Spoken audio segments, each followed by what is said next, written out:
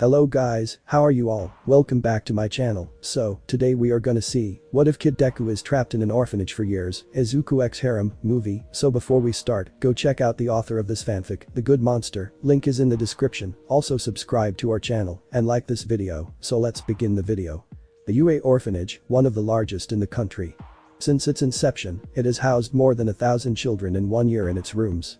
Its growth was much greater than that of any other, because at that time birth rates increased excessively, so did abortions, and abandonment of babies and children. In addition to the abuse of minors, and, as UA is the maximum authority over minors, it has saved more than 100 children from their violent families. And among those last little ones is Izuku Midoriya. The little boy with messy greenish hair and a round face with a few freckles on his adorable cheeks, who looked with those huge green eyes at the huge television in the middle of that room, along with several other little ones, all watching a couple of people dressed as some kind of monsters and dancing to the beat of the extravagant song. I love that song so much. A little girl with short brown hair danced to the same rhythm as on television. It reminds me so much of home. She said, leaving her dance and looking sadly at the ground. That song is garbage. A small blonde speaking leaning against the wall. "You're trash," replied the little brunette with a few small tears appearing in her eyes. "What did you say, you little bastard?" he responded to the same blonde boy, approaching her. Both were about to start another of their daily fights. "Come on Katsuki, stop bothering Ichako for once." A little girl with pale pink skin, fluffy hair and black eyes, sitting in an armchair, asked kindly. "You stay out, alien." The blonde shouted again, but towards the girl in pink. "Enough, Bakugo. Because of Yunamuri-sensei is going to scold us again." The little brunette shouted, somewhat upset. The blonde boy looked at her seriously, causing her to realize the mistake she had made. "Oh no, I didn't mean to." She tried to explain, but little Katsuki clicked his tongue at her and walked away from her. "Well done, Uraraka," a little retard said sarcastically. The brunette felt the tears coming out of his big eyes with more intensity. "Do not tell me so," she asked, starting to sob. "I'm no longer in Uraraka," she whispered, trying in vain to wipe away the tears that ran down her small face. Little Izuku observed all this with a sad look. It was true that when a new child arrived at the place he had to forget about his previous family, including everything related to it, which is why they were left without a surname, being only known by their names. It was painful to watch all his classmates suffer because of it, knowing that they no longer belonged to a family and were now waiting for someone to take pity on them. It was not easy for Izuku to accept this either, because since he was just a baby he had been in that place and never knew his last name, in addition to feeling sadness when he listened to others talk about what their families were like before ending up in that dark and sad place. Izuku had never felt what it was like to be with family and to be in a real home. That's why he was so curious, because he always listened to the little ones' stories about their parents and wanting to take care of the only family he had there. He always tried to act like those mothers that his friends missed so much. Ichako-chan, the named girl, raised her gaze even with small tears coming out of her, watching how that small and adorable green-haired boy smiled at her so warmly. "Don't be sad about it, be happy because you had the honor of being part of a beautiful family. Don't be afraid of your last name." The brunette opened her little brown eyes a little, and without further ado she began to cry again, but throwing herself towards the little green-haired boy and hugging him with all her little strength. "Izuku-kun," Ichako shouted, clinging to the little green eye. Izuku could only smile as he hugged her and caressed her messy brown hair.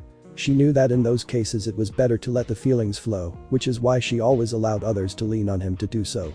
The others watched that scene with some suspicion, because since they were in that place, they always thought it would be like hell.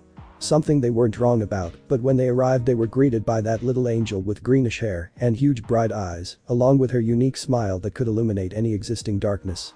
That warmth that surrounded the green-haired man was one that they knew so well. It was familiar, and it was as warm as a home. It was inevitable to become attached to him, and now almost everyone saw him as the only figure in a family they could lean on. "Everything will be fine, because I'm here with you," Izuku whispered with a small smile, feeling how the brunette hugged him even tighter. "Thank you, Izuku." Ichako separated from him a little, smiling slightly and wiping the trail of tears from her face. "You managed to keep the sadness away from me." She approached and gave him a small kiss on her forehead, and the little one could only blush, which she greatly touched everyone in the place. "Alright little ones, it's time to sleep," I spoke as a black-haired woman entered the place, watching them with a smile.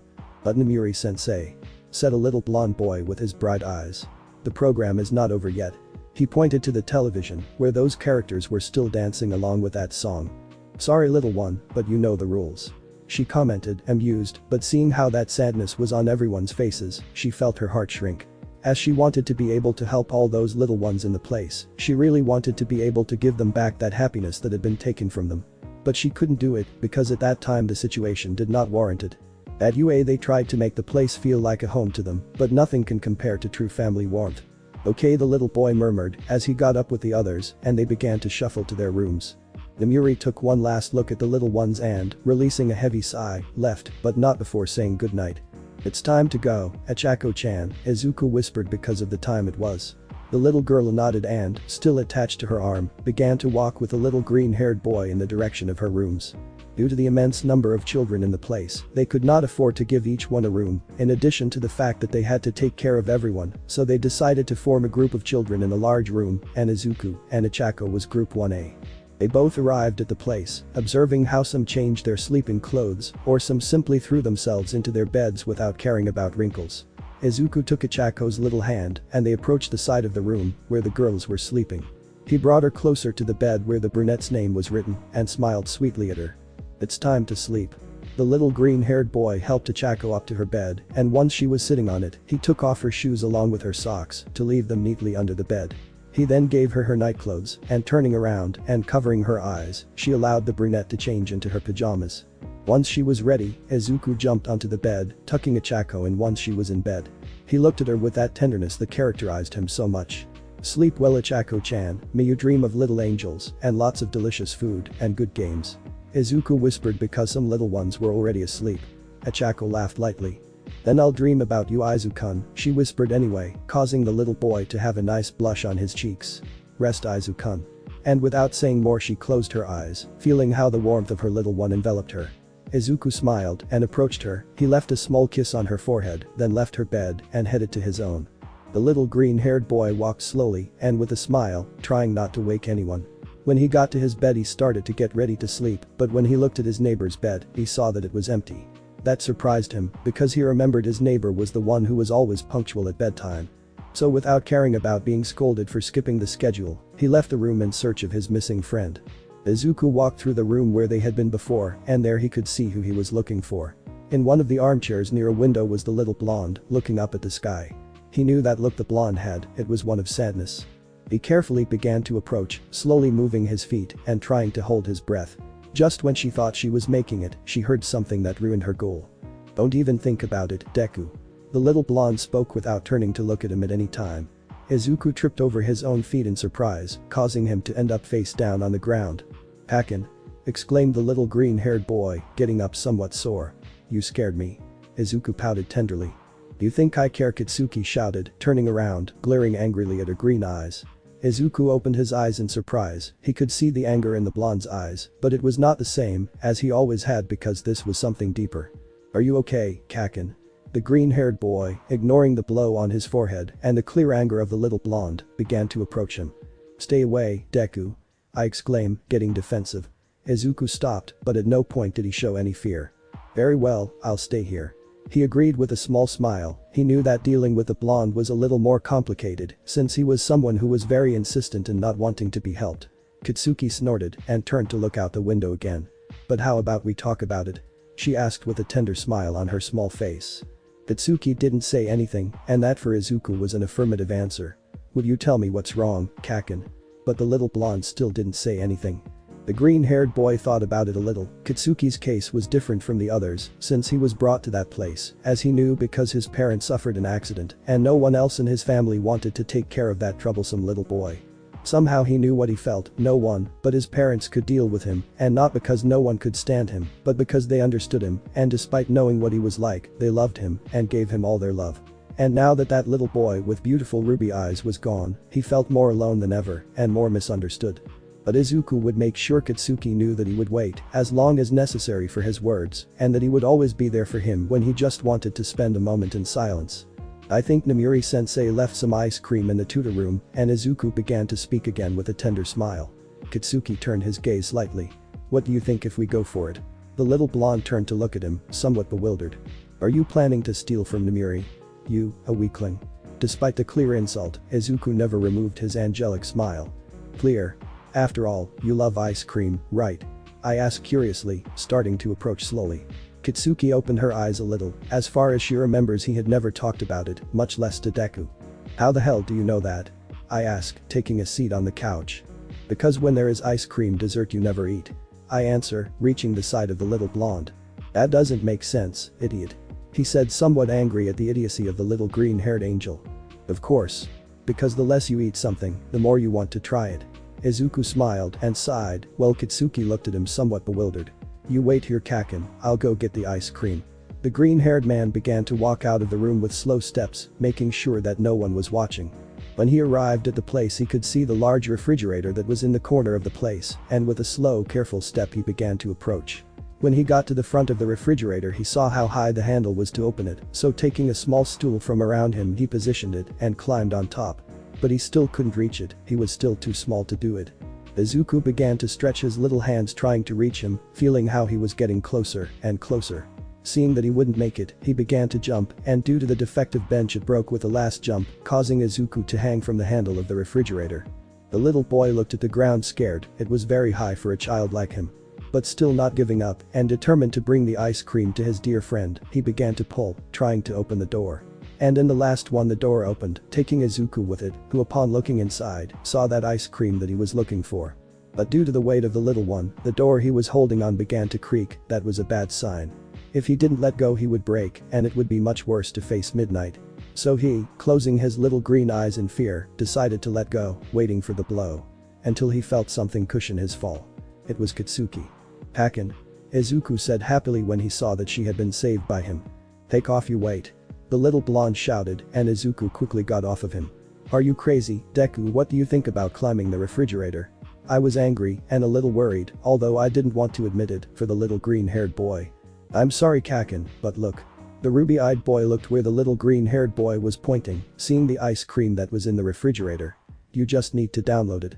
What the hell is happening here? Nomuri spoke, making an appearance, and when she saw the two little ones on the floor and her open refrigerator, she looked at them angrily. Nomuri-sensei. Izuku spoke, nervous about being discovered. You little ones, you dared to touch my things. She shouted angrily, approaching. And no, the little green-haired boy was trying to explain, but his nerves got the better of him and his eyes had begun to shine. It was my fault, Kitsuki spoke, getting up and standing in front of Izuku. Nomuri opened her eyes in surprise, as did Izuku. No, Kaken. It was really me. I said it's my fault, he said again, looking at Izuku seriously, who could only remain silent afterwards. So punish me. The black-haired woman looked at them seriously, since that little blonde had arrived she had never seen him talk to anyone, and he also didn't allow anyone to approach him or talk to him. He was very troublesome. And seeing him now, blaming himself and protecting that cute green-haired boy was something he didn't expect to see, and that actually made him happy in a certain way. She sighed. If they wanted some ice cream they should have waited until tomorrow. Nomuri went to the refrigerator and took the ice cream, then he went to where there were a couple of glasses and poured a little in both of them. She took them and approached the two little ones again and offered them the glasses. But Nomuri-sensei, isn't this against the rules? Izuku asked with her worried face, which melted the older girl's heart. It will be our secret. She winked at them and they took the ice cream cups. When you're done, go to sleep, little ones. She approached Izuku and placed a tender kiss on her forehead. She then looked at Kitsuki, who looked at her seriously, and he just caressed her blonde and ash hair and then put everything away and went back to her room. Izuku smiled and looked at Kitsuki. I'm sorry for all this, Kaken, you didn't have to blame yourself. Izuku said sadly, moving his little hands nervously in the ice cream cup. Don't think I did it for you. Kitsuki clarified without looking at him because she had a small blush on her face. Now eat before I regret it. He grabbed the glass from her and went to her room. Izuku couldn't help but smile happily as his little eyes lit up. She had managed to give the ice cream to Kaken, and although she didn't get him to smile, she had managed to make him forget that sadness, and that was a big step for him. I had to give him ice cream more often to make him smile. Wake up, little ones. Nomuri entered the place screaming while turning on the light, causing several children to jump out of their beds and others to snort in annoyance at seeing their sleep interrupted. What's wrong, Nomuri-sensei? A little black-haired girl asked while she carved her little eye with her little hand. The couple will come today. With just those 4 words, Nomuri caused all the little ones who were still half asleep to wake up. Everyone looked at her somewhat uneasily. So they adopted someone today? A small blonde asked fearfully, with a small black lightning mark in his hair. It's most likely. The little ones began to talk among themselves, some a little nervous, others a little excited to know that they would have a chance, and others simply observing everything with nostalgia. You better get ready, little ones, I'll be waiting for you in the living room. And without saying more, Nomuri withdrew, leaving them to assimilate everything. At last, after so much time, everyone watched as one of the little ones, a little blonde, jumped onto his bed with a dazzling smile. The day I will be adopted. I shout with superiority.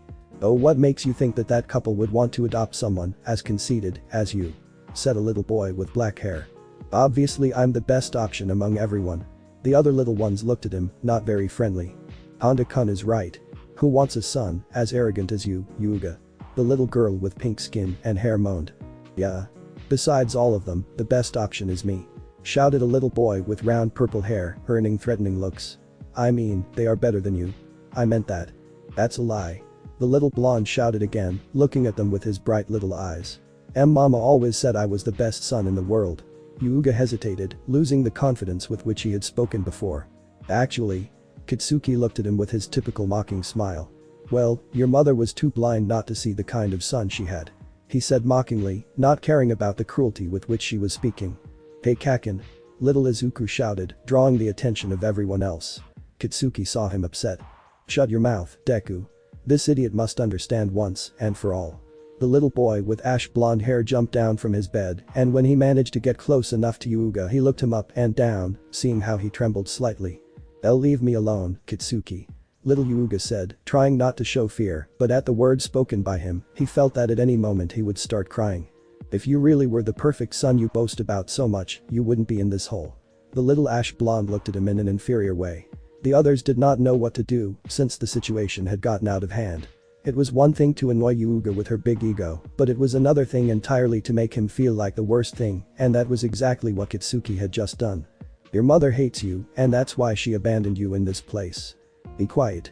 Little Yuga shouted, covering his ears with his little hands, while tears began to flow down his no longer so happy face. Everyone looked at him surprised, because Yuga was known for always maintaining his smile and his good humor, and now seeing him that way hurt their little hearts. Mom is no liar, she will come back one day. I know it. He said, looking at Kitsuki with deep sadness. Without saying more, Yuga ran out of the place, not caring about leaving in just that garment he used to sleep in. The little ash blonde just snorted and prepared to return to his bed. But when he turned, he saw something he wasn't expecting, because in front of him was that green-haired boy who had gotten in trouble for getting him an ice cream, looking at him so seriously that he thought he was a little imposter. You're an idiot, Kitsuki. Izuku, holding something with his little hand, began to run, pushing the blonde on the way, leaving in the same direction as Yuga. Kitsuki was shocked for a moment after Izuku left. He had only called her by her name once since they met, and it was precisely that same day. Izuku had decided to call him Kaken because that was what her annoying tutor had called him, and she didn't know why she had allowed him to call her that way. But for Izuku to call him by his name, he had definitely made a mistake with him. Well done, Bakatsuki. Achako said, looking at him with disapproval and disappointment. It seemed that Kitsuki sometimes forgot that she talked to children and that he was one too. You had no right to talk to Yuga-kun like that. The little explosive blonde looked at her quite annoyed. You stay out of it, you bastard. Kitsuki shouted, feeling a small pain in her chest. I'm getting involved because you hurt my friend. Achako got off his bed and put on her little shoes. No one should have talked to him like that, now Izuku will be disappointed in everyone. The other little ones who insulted Yuga lowered their gaze, they knew they had done wrong, but they never expected that reaction from the little one. Who cares what Deku thinks? Kitsuki said, wanting to hit something. I care. Izuku is my angel. The little brunette shouted, surprising everyone, including the one with the ruby eyes. And until you apologize to Yuga-kun, I won't allow you near Izuku. Achako had her small face blushing from the same anger that she felt at that moment. Without caring about anything else that angry blonde fool said, she left the place, ready to look for her angel and Yuga to hug them both. As if I wanted to get closer to Deku. Kitsuki, equally or more angry than the brunette, took her small clothes and headed as far away from the place so he could be alone. Izuku was running all over the place looking for his little blonde friend, because of how fast he could be, he had lost him in less than nothing. At that time he regretted having such short legs. Yuga-kun, come out. Izuku shouted, trying to guess the hiding place of his friend. When they played, Yuga was always the best at hiding, but he could tell where he was because he ended up giving himself away. Because Yuga always cried when he was alone.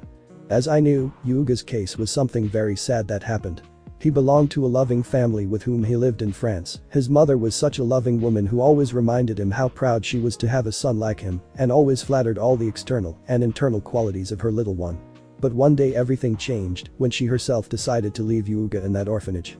Izuku still remembers it because she had never seen a face as sad as Yuga's at that moment. Namuri along with the director had to do intensive therapy so that the little boy could move on, and together with the help of Izuku, Yuga was finally able to smile after that sad event. He had always tried to entertain the little blonde's mind so that he would not remember those moments, but there was always something that made him remember. He would take care of giving Kaken a good lecture when he saw him. "Yuga-kun," Izuku said happily, seeing disheveled blonde hair behind a column. "Are you playing hide and seek without me?" I asked, approaching with his tender, warm smile. "Leave me alone, Izuku." Yuga responded, with his head between her small knees. Izuku removed his smile, but continued to approach. "And how do I leave you alone?" asked the little green-haired man, approaching slowly. "Get out of here," Yuga yelled, scaring Izuku a little. Seeing what he did, he looked somewhat regretful at Izuku. "I'm sorry, just go away." He lowered her face again, causing Izuku to take the opportunity to sit next to her. "Do you really want me to leave, Yuga-kun?" she asked, smiling again, but a little less happy. The little blonde looked up from him a little with some confusion. "Then no," he admitted somewhat shyly. The named one looked at him with those beautiful emerald orbs and his unique smile. Yuga knew that she could trust Izuku because no one else had eyes as beautiful as his. "Am I really not the perfect son?" he asked, afraid of his response.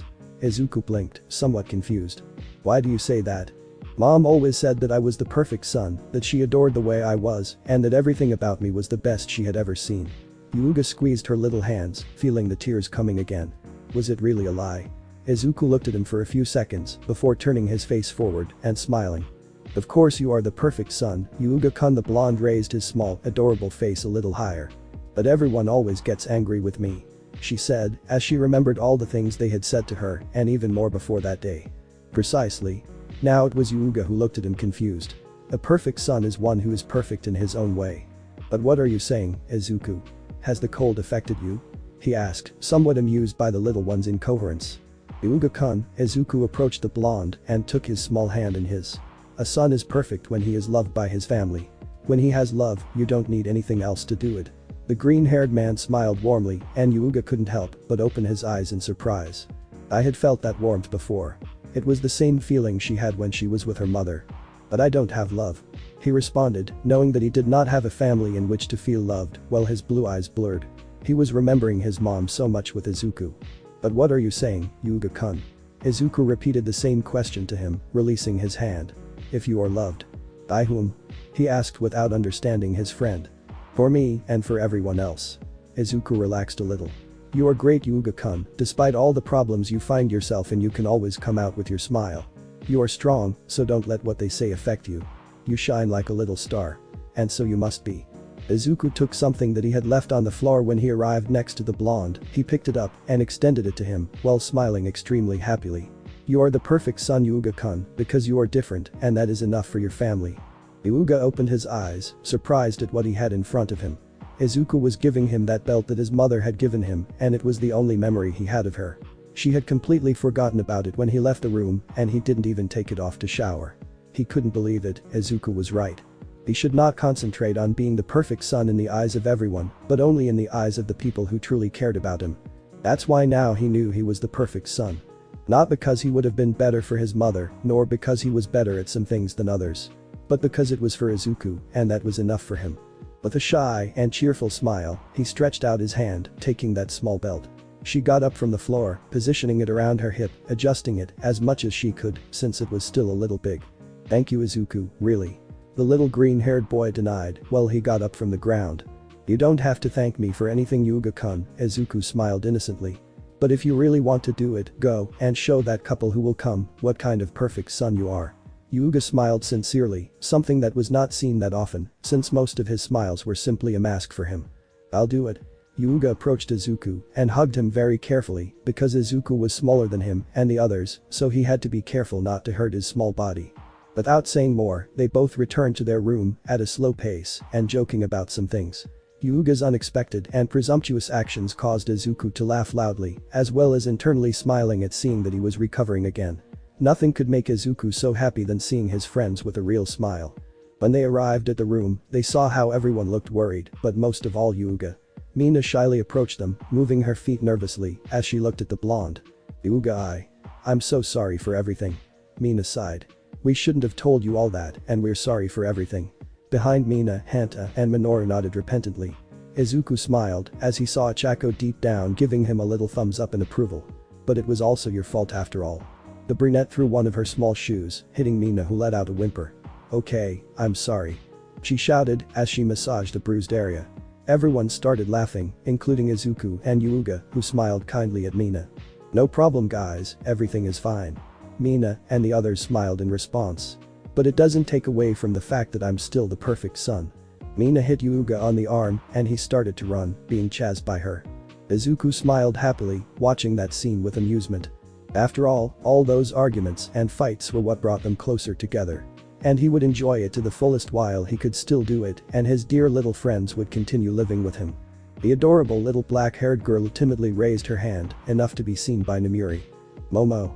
The oldest pointed at her with a smile. What is the answer to this equation? Little Momo looked around her, all of her classmates were looking at her expectantly, which caused her to get even more nervous. W15.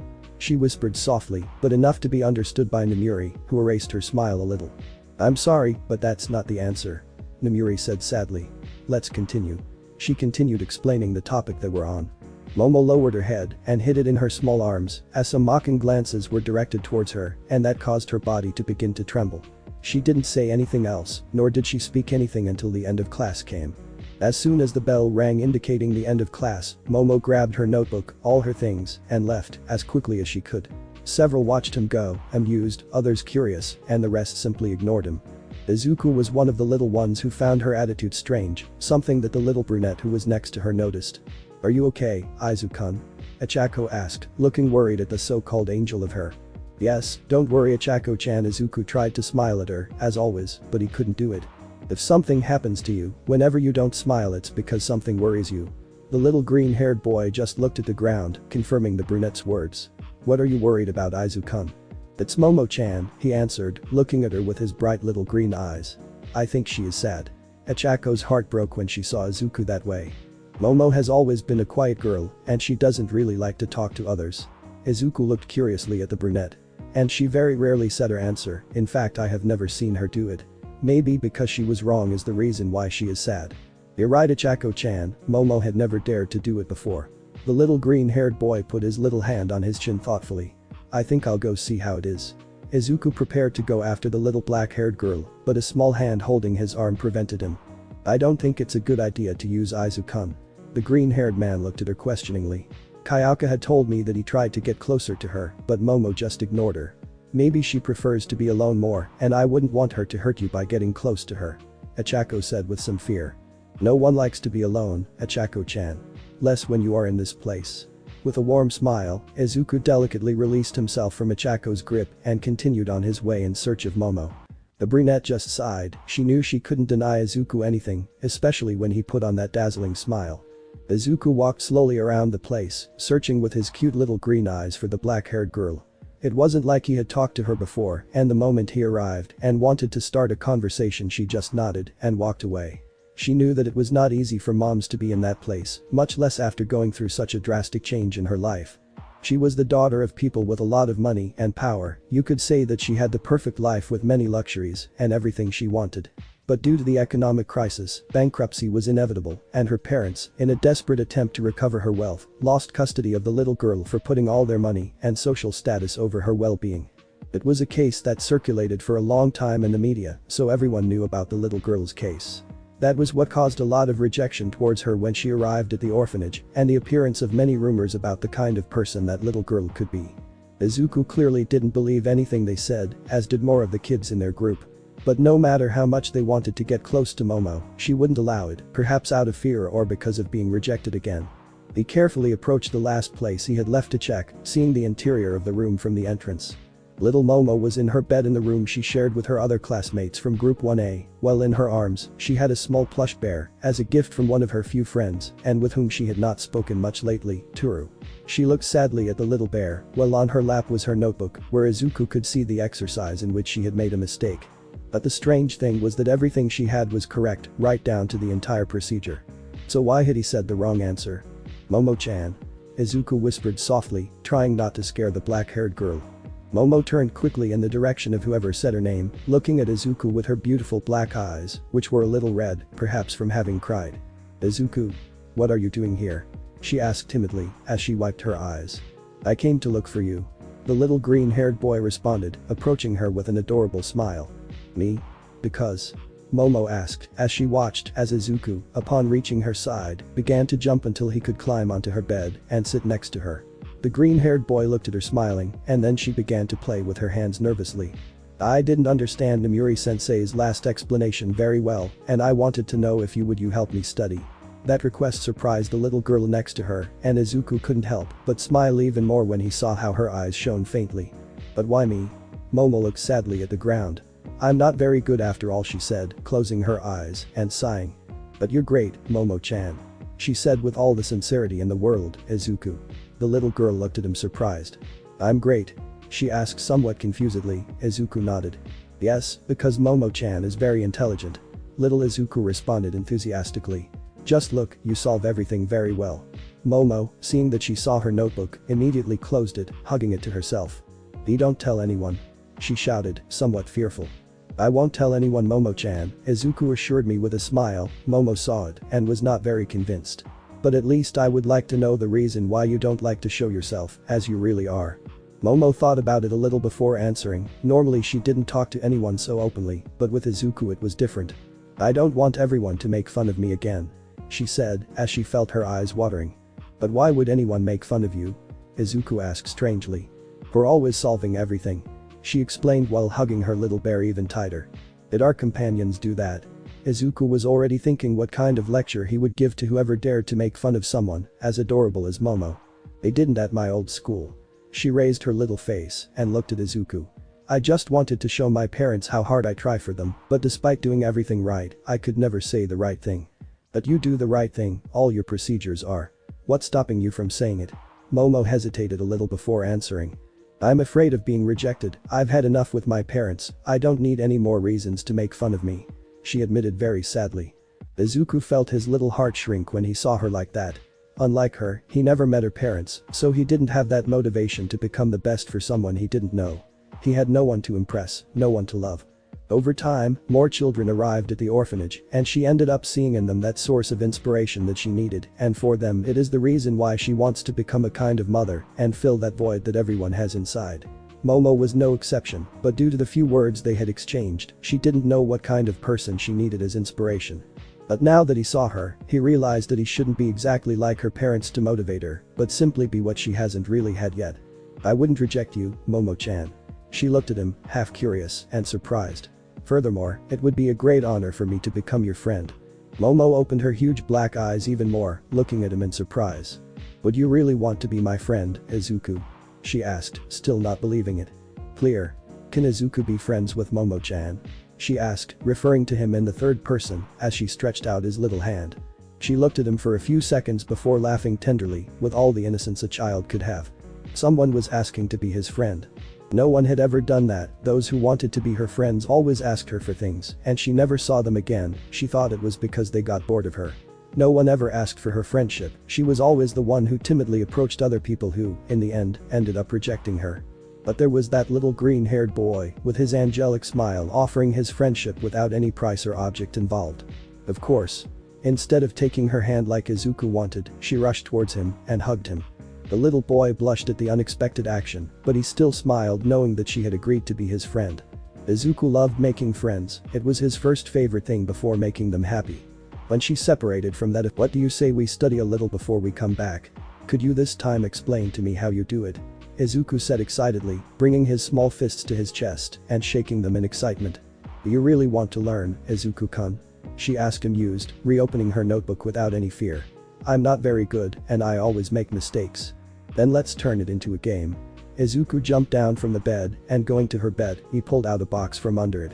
I take a pen and a book and then take it back to her. Let's play teacher and student. Momo smiled before sighing and moving to get closer to Izuku. Very good. Let's start this operation, she said, pointing out to the green-haired man how to solve that.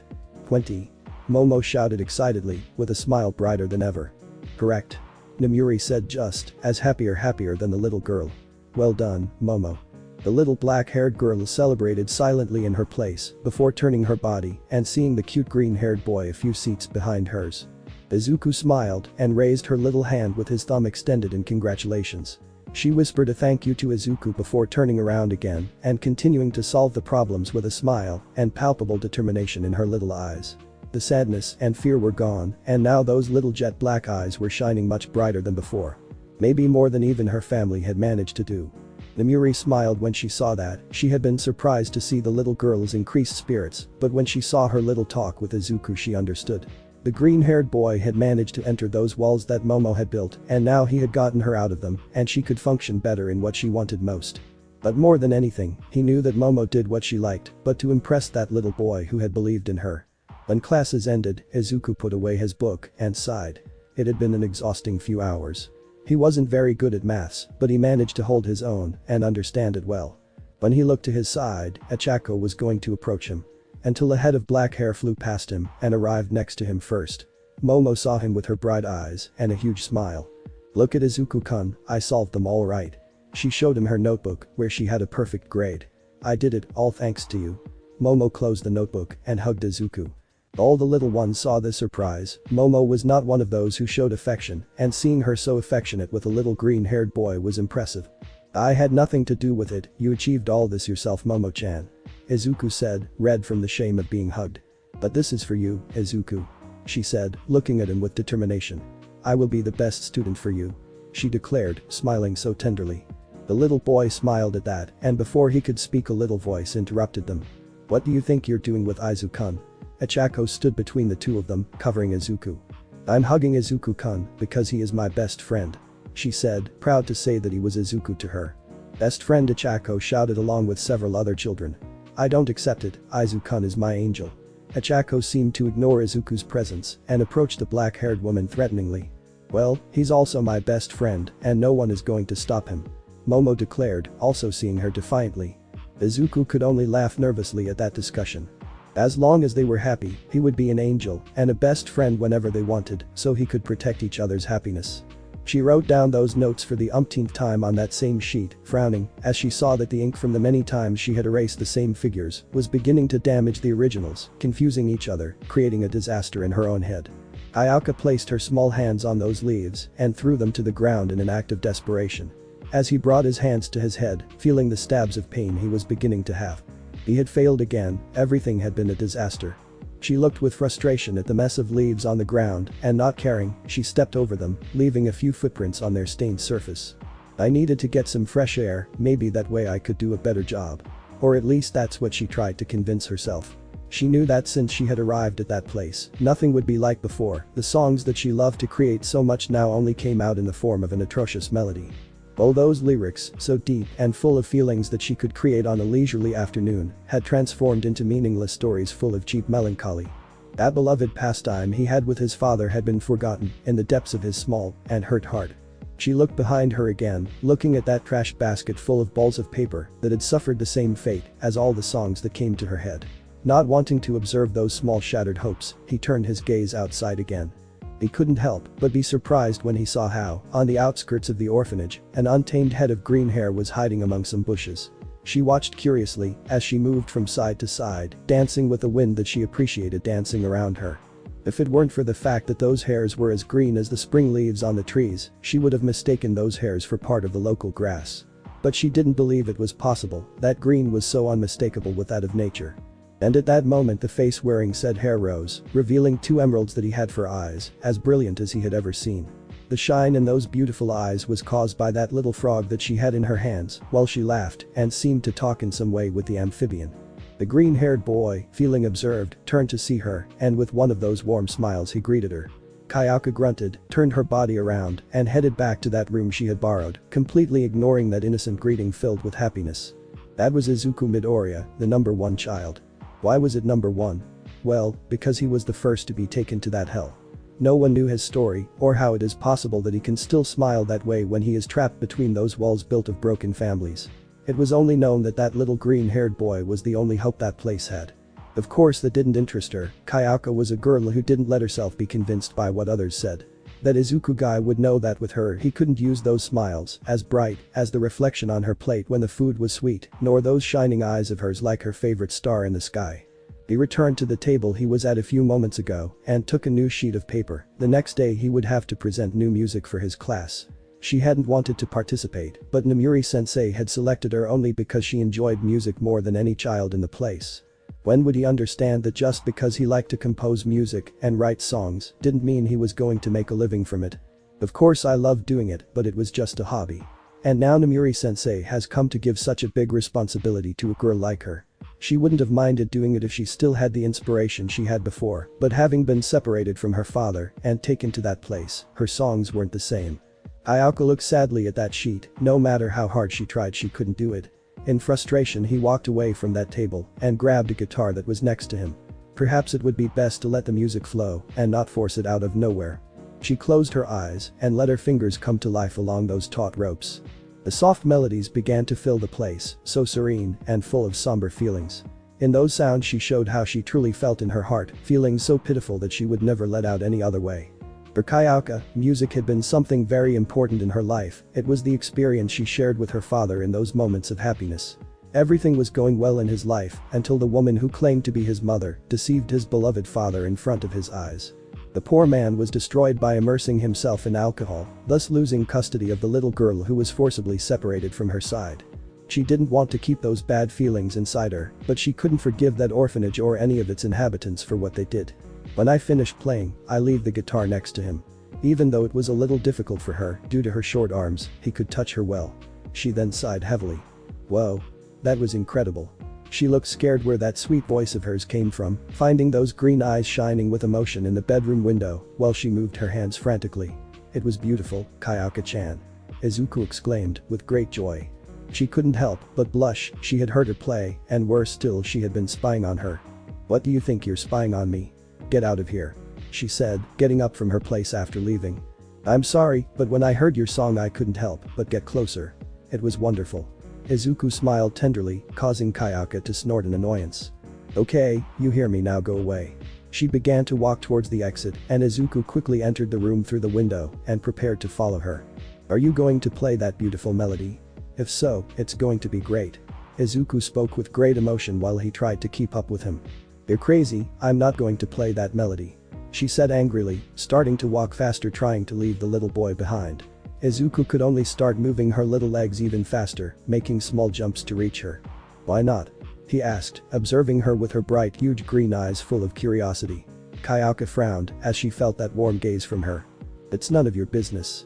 She responded, crossing her arms and entering her group's room. She went to her bed and let out a sigh when she saw how Izuku was next to her looking at her with a small smile. What do you want? She asked, a little tired. She just wanted to sleep a little to relax her thoughts. Do you know who President Mick was? The little boy asked without erasing his adorable smile. Kyoka opened her eyes in surprise upon hearing that name and looked at him in disbelief. Of course I know, after all he was a very famous singer known for his incredible voice. She said, showing a certain shine in her almost always cold gray eyes. Wait, how do you know who President Mick is? She asked, forgetting for that moment the commitment she had for the next day. Izuku smiled even wider, excited by her sudden interest. Namuri-sensei told me about him. Izuku approached her side, where her bed was. He started jumping trying to get on top of her, but due to her short stature, he couldn't reach the top of her. Kyoka rolled her eyes at her and approached him to take him by her small waist and help him climb onto her bed. Yes, she was surprised to feel how light he was. Izuku climbed up and got comfortable, then gave her the most grateful look she had ever seen in her life. Thank you for helping me, Kyoka-chan, he said as he moved to her side, giving her the signal for her to sit next to her. Kyoka doubted it a little, but his curiosity to know more about one of his idols was greater and he ended up sitting a meter away from the green-haired boy. And good?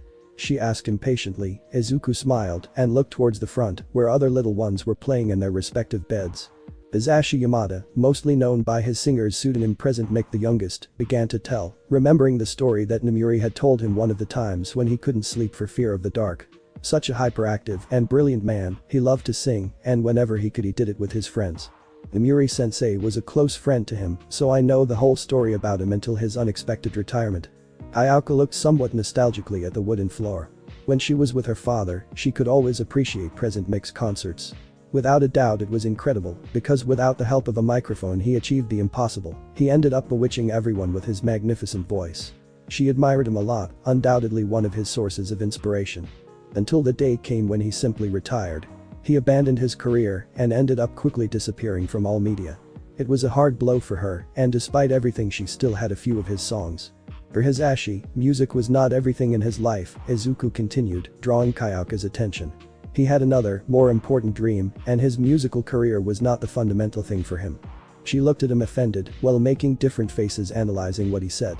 But what are you saying? Present Mic was an expert at singing, there's no way it was just a hobby. She exclaimed, angry, because he said that about her idol. Izuku turned his head to the side cutely, but with a knowing smile. And how are you so sure that being a singer was her dream? She asked without stopping smiling at him. Kyoka was silent for a few seconds. Well, if not, why would I have entered that world in the first place? She asked, beginning to have doubts about everything she had believed. And if it were just a hobby, wouldn't it have been the reason I entered that world? The green-haired man responded with another question. Loving music or singing does not mean that it is the dream of your life. You can love her and fulfill your dream at the same time. Those were the words that Hisashi said to Namuri-sensei before leaving. She looked at him astonished. The truth is she never would have expected to know that. She admired Present Mic a lot, too much. But what she had not thought about was that what she admired was his singing, his songs, but not his person. He could never observe if he felt well, if he was tired or if he was desperate. The only thing she saw was his song, and by it he was guided by what he was, when in reality he was not that way. Somewhat dazed, she looked again at Izuku, who was patiently watching her finish organizing her thoughts. Why are you telling me this? She asked, looking at him suspiciously. Kyoka-chan, your melody is beautiful, but it contains enormous sadness. Izuku crawled a little closer to her side, but still taking distance, anticipating that perhaps she would want to flee. The melody is not the problem, but the look you get when you play it. She saw him strangely. Look. But she had my eyes closed. How can you know? She asked without believing it. That's why, Izuku smiled, bringing his little hands to his eyes and pointing towards them. The eyes are the windows to the soul. When you deny your soul to your music you sadden it, as well as the listener. He now brought his hands to his chest, placing them where his small, but kind heart beat. Izuku's heart could feel the sadness of Kyoka-chan's soul reflected in that beautiful melody. Kyoka looked at him surprised. She had no doubt that Izuku was totally inexperienced in the subject of music, but those words he said were so sincere that she couldn't deny the truth behind them. Izuku could feel what she wanted so badly to convey, and that no one had managed to do so. The most inexperienced heart was the one that could read his feelings the easiest. She pursed her lips and jumped out of her bed, starting to walk towards the exit. She resented the fact that for someone as distracted as Izuku was, it was easier to see behind her music than she would have liked. Izuku saw her confused, jumped out of bed, and started to follow her, but she turned around and stopped him. Do not follow me? She asked, raising her hand in front of him. Why not? She asked somewhat sadly, without understanding the change in his attitude. That look caused her to lament, but she did not lose her composure. I must finish my melody, alone. Was all she said to resume her path toward the place where she had been before. When she advanced several meters away from her room, she turned her gaze slightly, seeing how Izuku continued watching her from the same position where she left him. But she maintained a cheerful smile, despite having been denied her company. When the green-haired girl lost sight of her, she went out of her way and arrived at the room that was closest to her group's room. Her sensei's room. I knock twice, and it doesn't take long before I hear a pass, and then enter quietly. Oh, Kyoka. I didn't expect to see you here. What do you need? Namuri asked, quite surprised by her visit while she was reviewing a few documents on her desk. Namuri-sensei, she looked nervously at the ground. She no longer felt as safe as when she heard Izuku's speech. But then she remembered those little green eyes of hers, giving her that warmth that she had refused to accept, and her confidence came back to her. I don't want to compose a melody for others. Silence invaded that room. Kyoka watched Namuri attentively, waiting for any negative reaction, disappointment or simply an annoyed look. But the oldest continued looking at those documents for a few seconds before looking up at her and letting out a heavy sigh. I already knew it, little one. She responded, earning a surprised look from the youngest. As? Kyoka asked, still incredulous at her answer. The only reason I chose you for this was to see if you could forget those sad memories.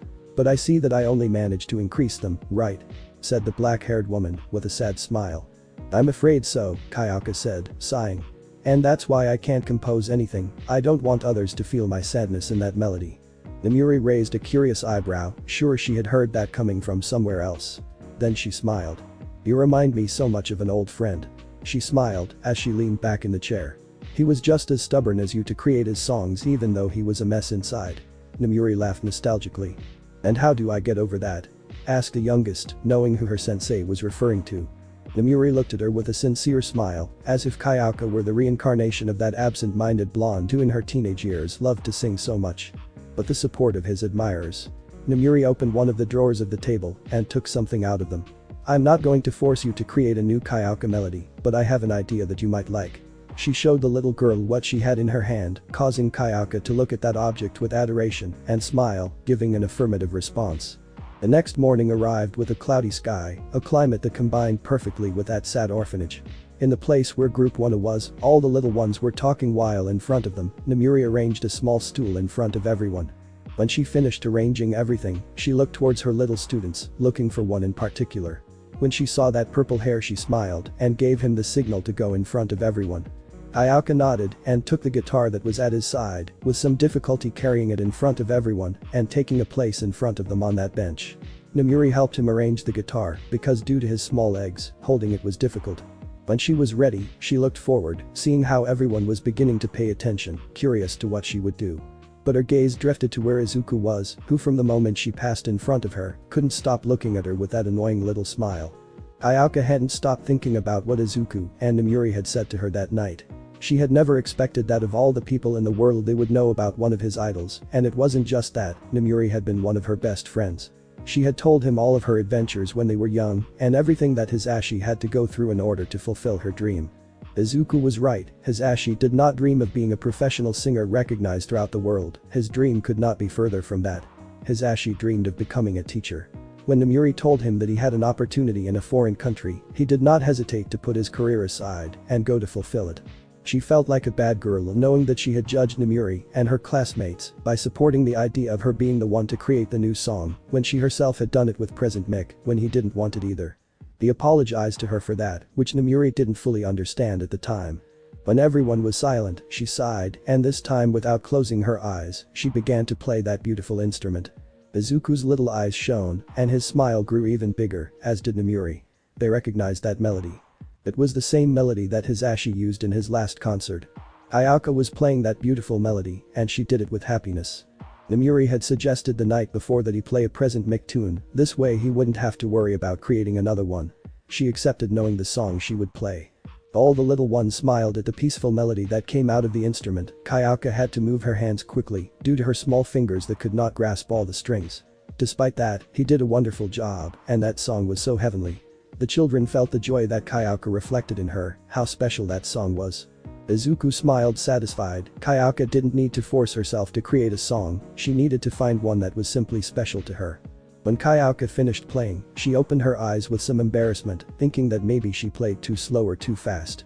But upon hearing how someone began to applaud, he looked at how the little green-haired boy had gotten up from his place and was applauding effusively, with a huge smile and his bright eyes in admiration. "That was incredible, Kyoka-chan," Izuku said, still applauding. Everyone looked at him, surprised by his reaction, but followed by him, next to him, a small brown girl also stood up and imitating his action began to applaud. "It's true, it was wonderful," said Ichako, supporting the words of the little green-haired angel. "Awesome, you're great." Momo also stood up supporting them. In this way, everyone got up from their places to congratulate the little girl, who looked at them impressed.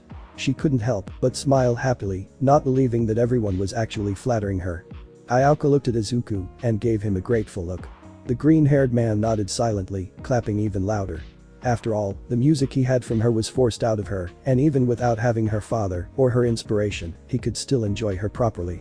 When classes ended, Kyoka was surrounded by several girls, including Momo, Ichako, Sayu, and others who congratulated her. Izuku watched with pleasure, Kyoka was seeing beyond the resentment he had for that place. The orphanage may have held many disappointments and sadness, but it was still his home. He would do anything to make others feel the same way, because Izuku truly wanted to show everyone that UA could be a second home for them. Namuri called him shortly after saying that she had to talk to him, Izuku smiled nervously. It was for this reason that even knowing the scolding he would earn from her, he told Kyoka about Hisashi. When she heard her play she saw that she was just like him, and so that she wouldn't make the same mistake, she pushed her a little towards the path he took. As a result, Namuri would punish him for telling her personal stories. But she wouldn't care, not seeing that Kyoka could now start back at UA, as she truly is. And he would continue with her, being her little admirer. He looked at that enormous building that stood in front of him, white in color, and extending about 20 blocks around it. Without a doubt it could be the largest place in the city, even in the country itself, which is why he had come due to the enormous popularity it had around the world, and which continued to spread more and more. The UA orphanage, the place that fought and lived for the rights of all children in the world. They were the ones in charge of protecting the less fortunate children and those who were in constant danger either from their family or on their own. Even though it was a place with the sole objective of giving those little ones the opportunity to have a normal life, it inevitably became the most feared term for any child. Entering that place meant losing everything he would have ever been, from his family, his things, his last name, and his life, practically his entire identity. It was a nightmare to end up being part of the group of little ones who would enter the place. However, this did not mean that UA was a bad place, indeed. He received support from many organizations and from the Japanese government itself, which gave him a huge quarterly donation. Many people also donated objects for the children, and some other people even volunteered to help in the care and upbringing of the children, since UA had a huge number of children, so they did not have enough staff to care for them. And yet they always managed to do a tremendous job. And that last reason was the same reason why he was in those moments in front of that place. How is it possible that you had convinced me to do this? He asked, looking at the smiling woman next to him. Come on, Shoto. She patted his shoulder friendly. It will be fun, plus it's time for you to do something more for someone and not for yourself. He just grunted in annoyance, still not convinced that this was a good idea. She sighed exhausted. You know I can't stand children, Emi. He said, looking at her seriously. The green-haired girl smiled amused. Then what will you do when we have our children? She asked flirtatiously, hugging him, but Shoto quickly moved away. It's a joke, don't be angry Shoto. Emi erased her smile and looked seriously at the black-haired man. I know you don't get along well with kids, but I got a message from a friend of mine who works at this place, saying that there was a problem with some people who were going to help them, and now they're out of staff. I wouldn't be asking you for this if it wasn't something important, they need help keeping the little ones in order. She explained with a pleading look. Shoto looked at her for a few seconds before sighing heavily. Fine, but I'll go into the sunset. He said, giving in to the plea of his friend. She smiled, and without waiting for more, she took Shoto and began to drag him inside the place to begin their volunteer work as substitute teachers for the little children of the orphanage. Truly, that had to be a bad idea. He looked again at the paper he was carrying in his hands, observing the place to which he had been assigned to take care of the little ones. 1A. That was the name of the group he was to take charge of. The teacher who was in charge of them had suffered a small accident, but she would return the next day, well he had to keep the children entertained. And that was especially what you don't expect to be good at. Shoto Aizawa, a 30-year-old man with a disheveled appearance and a very bad mood most of the time. He is often mistaken several times for a homeless man, which has cost him his employment several times. He was unemployed at the time, which is why his best friend Emi Fukukado convinced him to go there so that he could find his vocation taking care of children. Shoto knew that someone like him should not be in that place, where only people with a warm smile that charms the little ones do. And he just has that grumpy look that always characterized him, and he was sure that that wouldn't delight the little ones, if not it would scare them. Besides, when he found the place he was assigned to, the quicker he finished his work, the sooner he could return home and sleep in his beloved sleeping bag. Without waiting any longer he opened the door, entering once and for all. Silence filled the entire place, something strange, knowing that they were all hyperactive children. But of course, the children were scared because they thought that that strange man was there to punish them. Shoto had the image of being a bad man, the kind they talked about in the stories they saw on television. A man dressed in black, with several scars on his hands and face.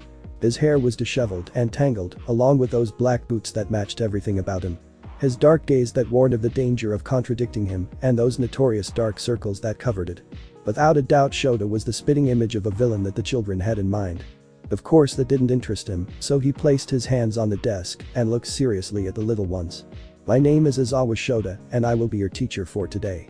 He said, while he looked at each of the little ones. The rules are simple. Don't talk unless I ask, don't move, as much as possible, no jokes in my class, no disrespect, and most importantly don't question my orders. Understood? He clarified and smiled slightly, watching how the little ones nodded frantically with some fear. Okay, let's start. Shoto took out a book from the desk belonging to their teacher to know what she was explaining to them and continued with the class. When he found it, he focused his gaze on all the little ones who were looking at him attentively, and at that moment he realized that there was a place that was empty. I missed that. It was not common to see children outside their classes at UA. He checked what place it was and looked at who it belonged to. Izuku. That was all he said. The black-haired boy preferred not to take it too seriously, in the same way it is not, as if he was going to stay in that place all year to work, he would leave the other teacher the job of finding out what was happening with that little boy, and he would continue with his thing. Time passed very slowly for Shoto while he explained to the little ones, who to his great surprise, were very attentive to his class. No one took their eyes off the front, and even when he asked a question some little ones dared to answer, and they did it correctly. Those little ones seemed to be more mature than many other teenagers, but in the end I came to the conclusion that they had realized that studying was the only way to escape for a time from the sad reality that UA was for them. When classes came to an end, no child wasted time to get out of that place as quickly as possible. Including him who just took all of his things and left that place. He began to look for any sign of Emi so he could leave once and for all, but in his range of vision, there were only little ones playing, running or talking. Shoto sighed in frustration, he could leave and leave her friend to her fate, but she didn't have time to deal with an angry Emi, knowing that she would be like this for the rest of the year. With another exhausting sigh, he decided to walk towards the place where they had received them, perhaps they had information on Emi's whereabouts. He walked through the immense hallways of the orphanage, observing from time to time some children passing by him with fear. Due to the time it was likely that most of them were in the dining room and everyone was in a hurry to arrive and be the first to eat. He decided to take a shortcut to avoid encountering more children blocking his path, so he decided to go out to the large campus of the place to cut through that long hallway. Shoto admired all that beautiful place, it seemed to be a kind of palace with so many beautiful things it had. That gigantic garden and all the games he had for the children. Still, he hadn't seen any little ones venture out there. Maybe because he didn't make any sense to do it for them.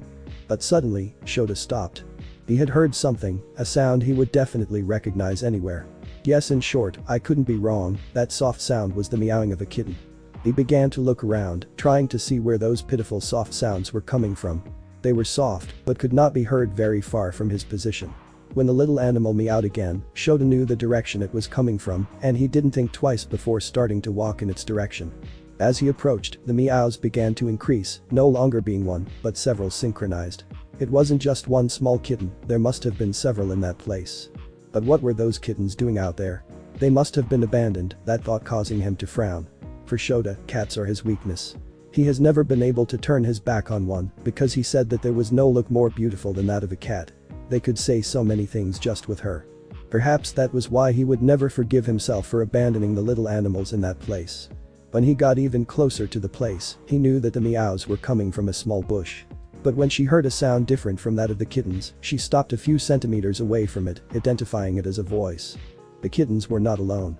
Through a small hole between the leaves, he looked inside, finally observing what was happening. He couldn't help but be surprised when he saw that.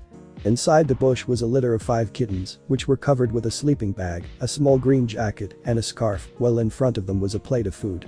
Looking a little closer, he could see that next to the animals was a small green-haired boy who was wearing only a t-shirt and a pair of small pants that did not cover all of his legs.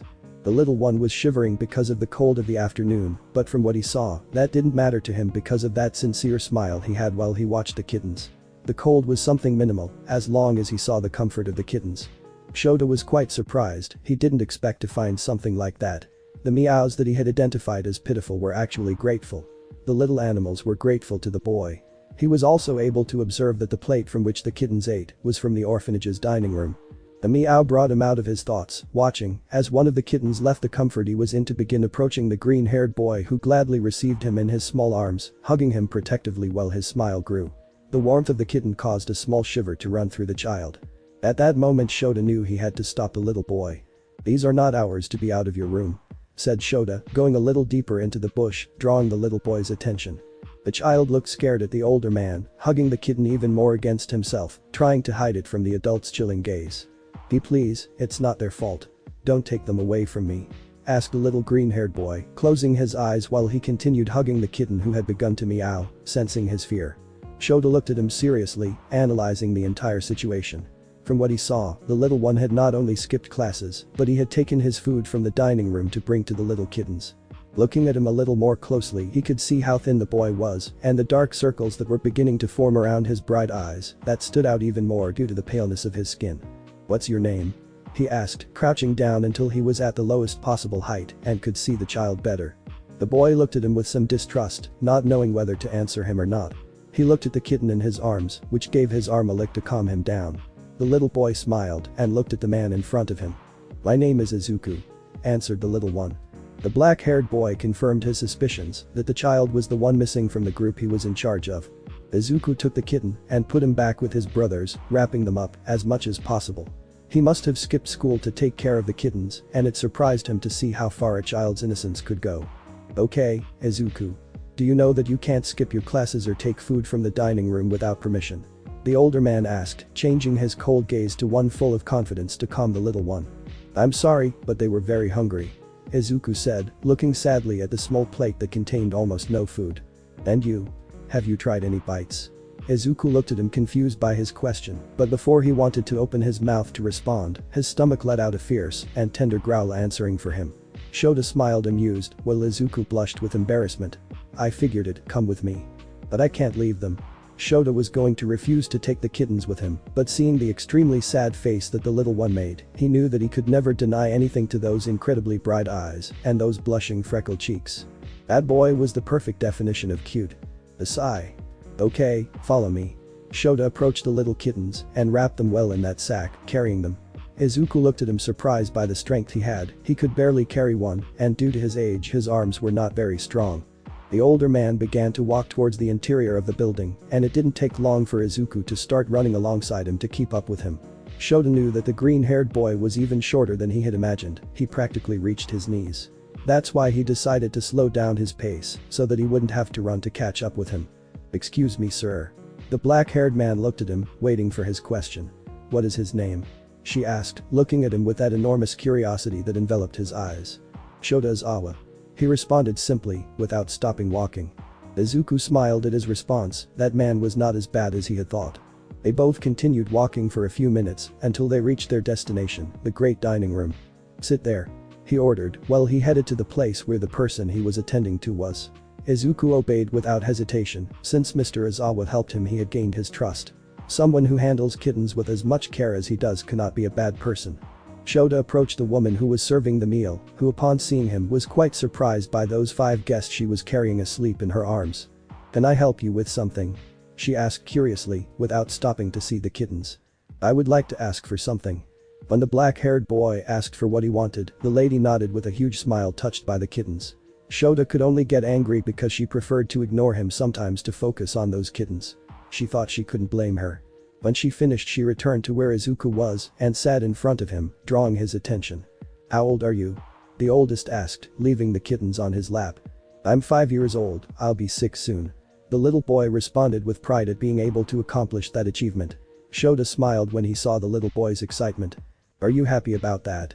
"Yes, because Izuku will be able to grow even more to help others," said the youngest, while his face lit up when he mentioned all of his friends. "Do you love your friends very much?" Izuku smiled tenderly.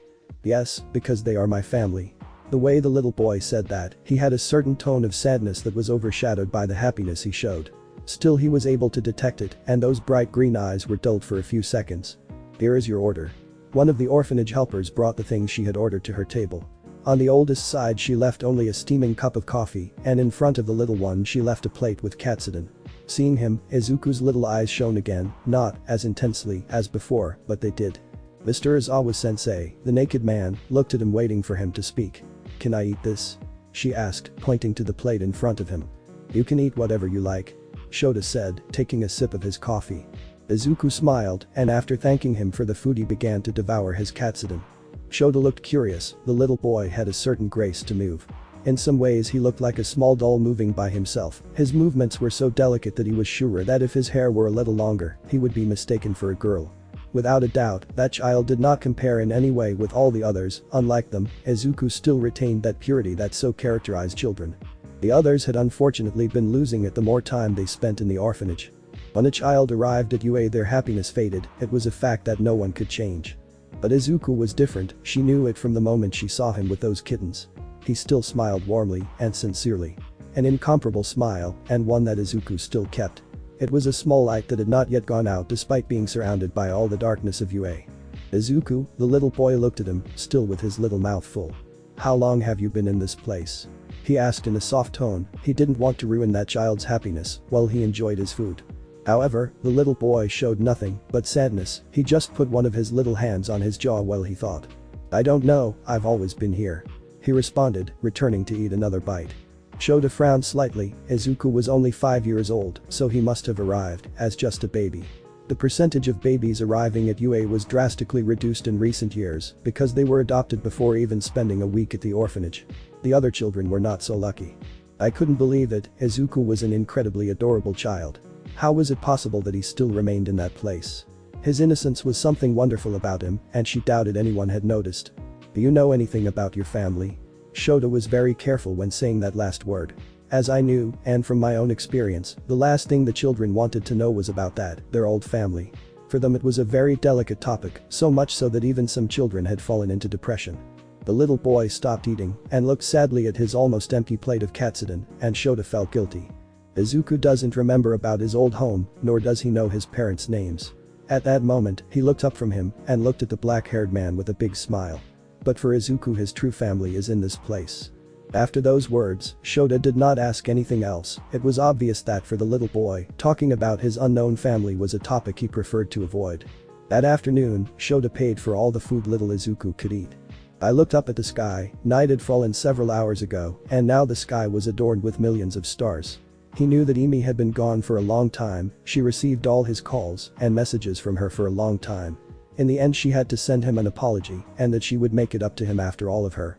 After that conversation with the little boy in the dining room, he decided to accompany him to his room. Izuku was a very polite child. She thanked and apologized to him a lot for bothering to pay for all that food she ate. However, Shoto only denied it, amused, and told him that he could repay him by not missing classes or lunch again. That little boy had remained marked in his mind. For some reason, seeing that resplendent smile caused him enormous sadness. Izuku deserved to have a beautiful family and live in a better place than that. But life can be very unfair to the people who least deserve it. He looked into his arms, sighing. At least he had managed to save those little kittens. After arguing with a little boy about taking the animals to a shelter, Izuku managed to convince him with that look that prevented him from refusing. He had ended up agreeing to take them to his house. Upon arriving, Shoto released the little ones into what would be their new home. They wasted no time in starting to explore everything, starting to climb everything they saw. She prepared a small snack for him and gave some food to the kitten she had bought on the way home. After making a makeshift bed in his living room, he headed to his room to finally rest after that exhausting and curious day. When he was in his bed, Shoto took his cell phone and looked at a specific number for several seconds before calling him. A few seconds later, an exhausted voice was heard on the other end of the line. "Yes," said the person on the other side. "Exhausting day?" he asked with a small smile. The person on the other end sighed. "You have no idea." "What was the reason for your call, Shoto?" she asked a little more cheerfully. "I need to ask you something about Namuri." The one named she agreed, waiting for his question. "It's about one of the kids in your group." Namuri, who was on the other end of the line, let out another sigh, but a much more exhausting one. "I imagine you've already met Izuku.sh," he said, knowing that only someone like him would be able to cause enough intrigue in Shoto that he would resort to calling her. "What do you want to know?" "Why is he at UA?" asked the thing that had him most curious. 5 years ago, UA faced all the violent families in Japan. And one of those families was Izuku's family. Shoto opened his eyes in surprise, not imagining that this was the reason why Izuku was separated from them. Her mother was a loving woman. You could see in her eyes the love she professed for Izuku. Unlike her father, she paused for a moment to take a breath. He was a violent man. He constantly threatened his wife with her child, which is why she ended up turning to UA to save her little one, without caring about the consequences that her actions would have. Namuri stopped after finishing that sentence, and Shoto knew why. Talking about that couldn't be easy, especially for someone who has lived with Izuku for so long. Why does Izuku still remain at UA? "I think you've already noticed how special that child is," he asked, somewhat angry at knowing that no one had taken the little boy from that place. "Izuku is an adorable child, a son that any couple would want to have with them. During all these years several couples have come, and Izuku has been the child they have wanted." The black-haired man was surprised. But Izuku is the one who has refused. "Because?" Shoto asked a little angrily. "Why refuse when he can leave the USA and go somewhere better?" Because of Izuku, his family is in the USA. The black-haired man remembered the words that the little boy had said to him in the dining room, the same ones that Namuri was saying to them. Izuku doesn't plan on abandoning his family, even if it means staying at UA for a long time to come. Shoto is an annoying buffoon. Stupid boy, he said angrily, although the truth was that it hurt him to see that Izuku was too good a boy to continue at UA. I know how you feel, but even if it doesn't seem like it, Izuku is happy in that place. Namuri smiled, despite knowing that he couldn't see her. For the other children, Izuku is a light of hope at UA. They see him as his only family, and Izuku sees them as his family.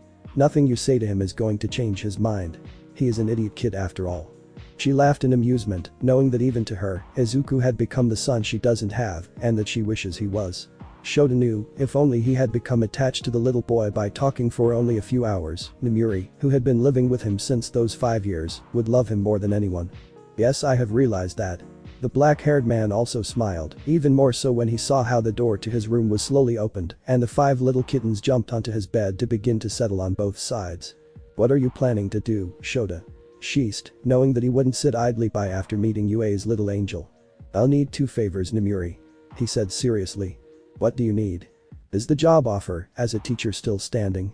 He asked while he caressed the kittens. Namuri smiled, she knew that Izuku was capable of many things. But she didn't know that she had enough tenderness to make the evil and cold Shoto Aizawa softened his heart and decided to work with them.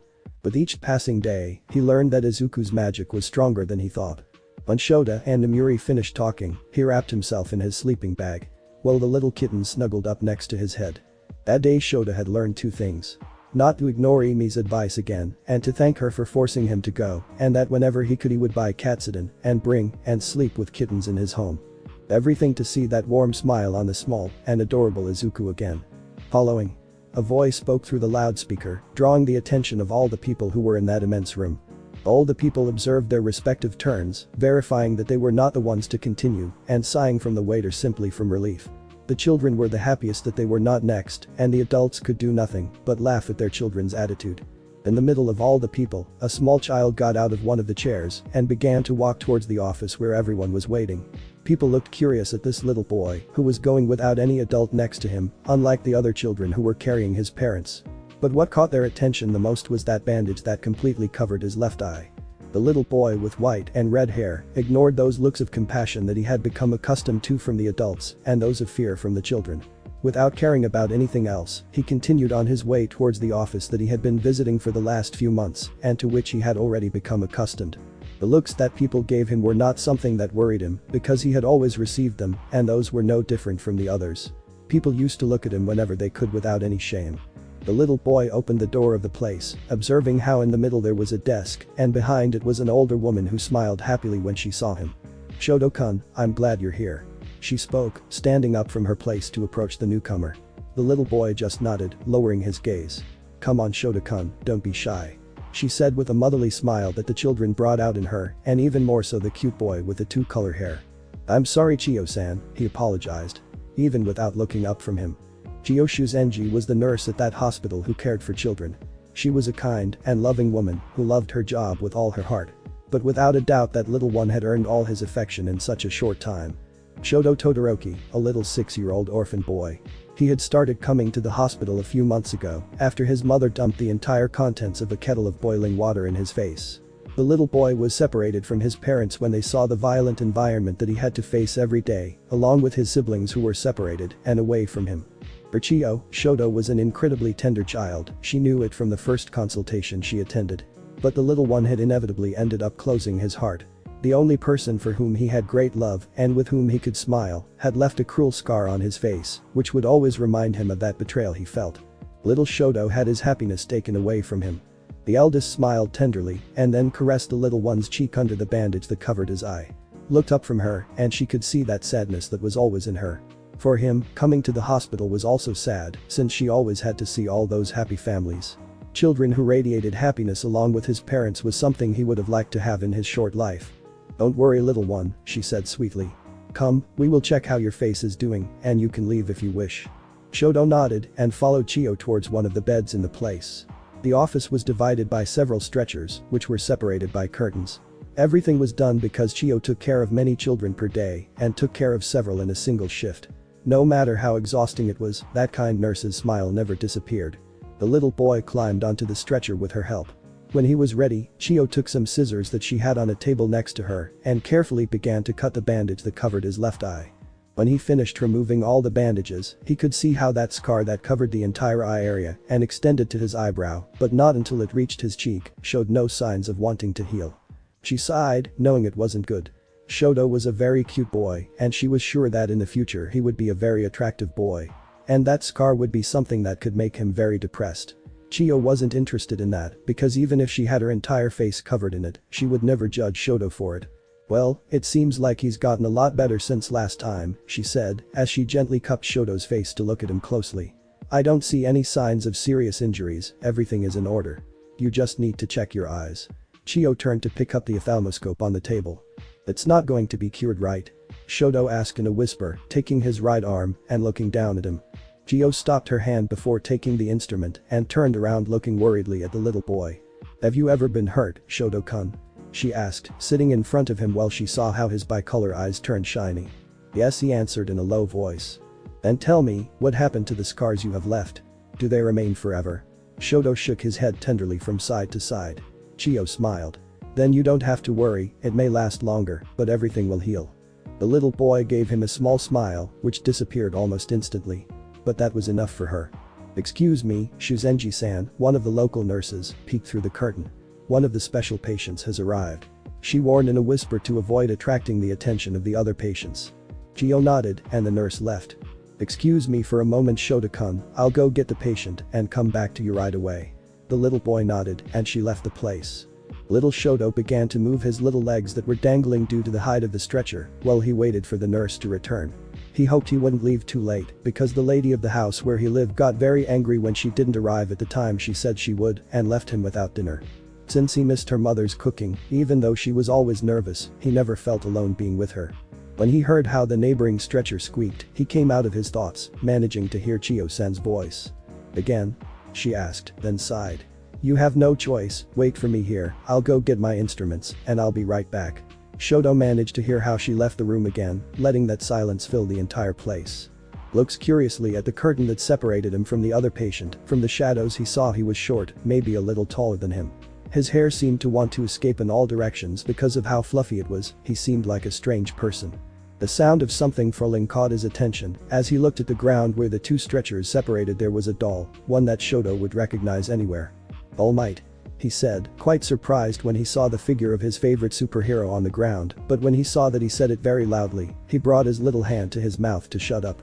He watched with fear as the person on the other side got off the stretcher and took the doll, and he began to wish that he hadn't hurt him.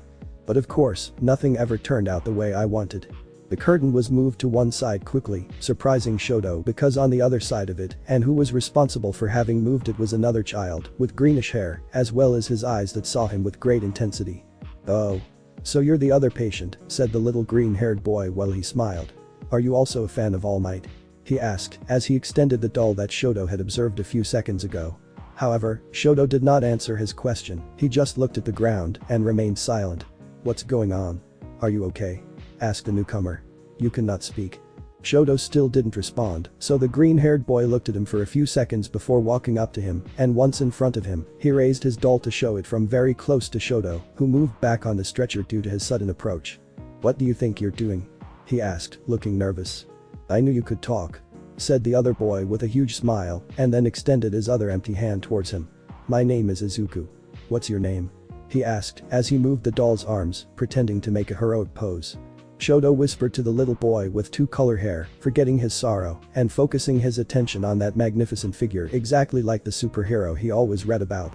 Izuku smiled as he saw that sparkle in her eyes when she saw All Might. Well, Shoto-kun, I'm very sorry for interrupting you, but he couldn't help it when he saw that someone else also knew about All Might. She commented with some emotion, hugging the doll against her.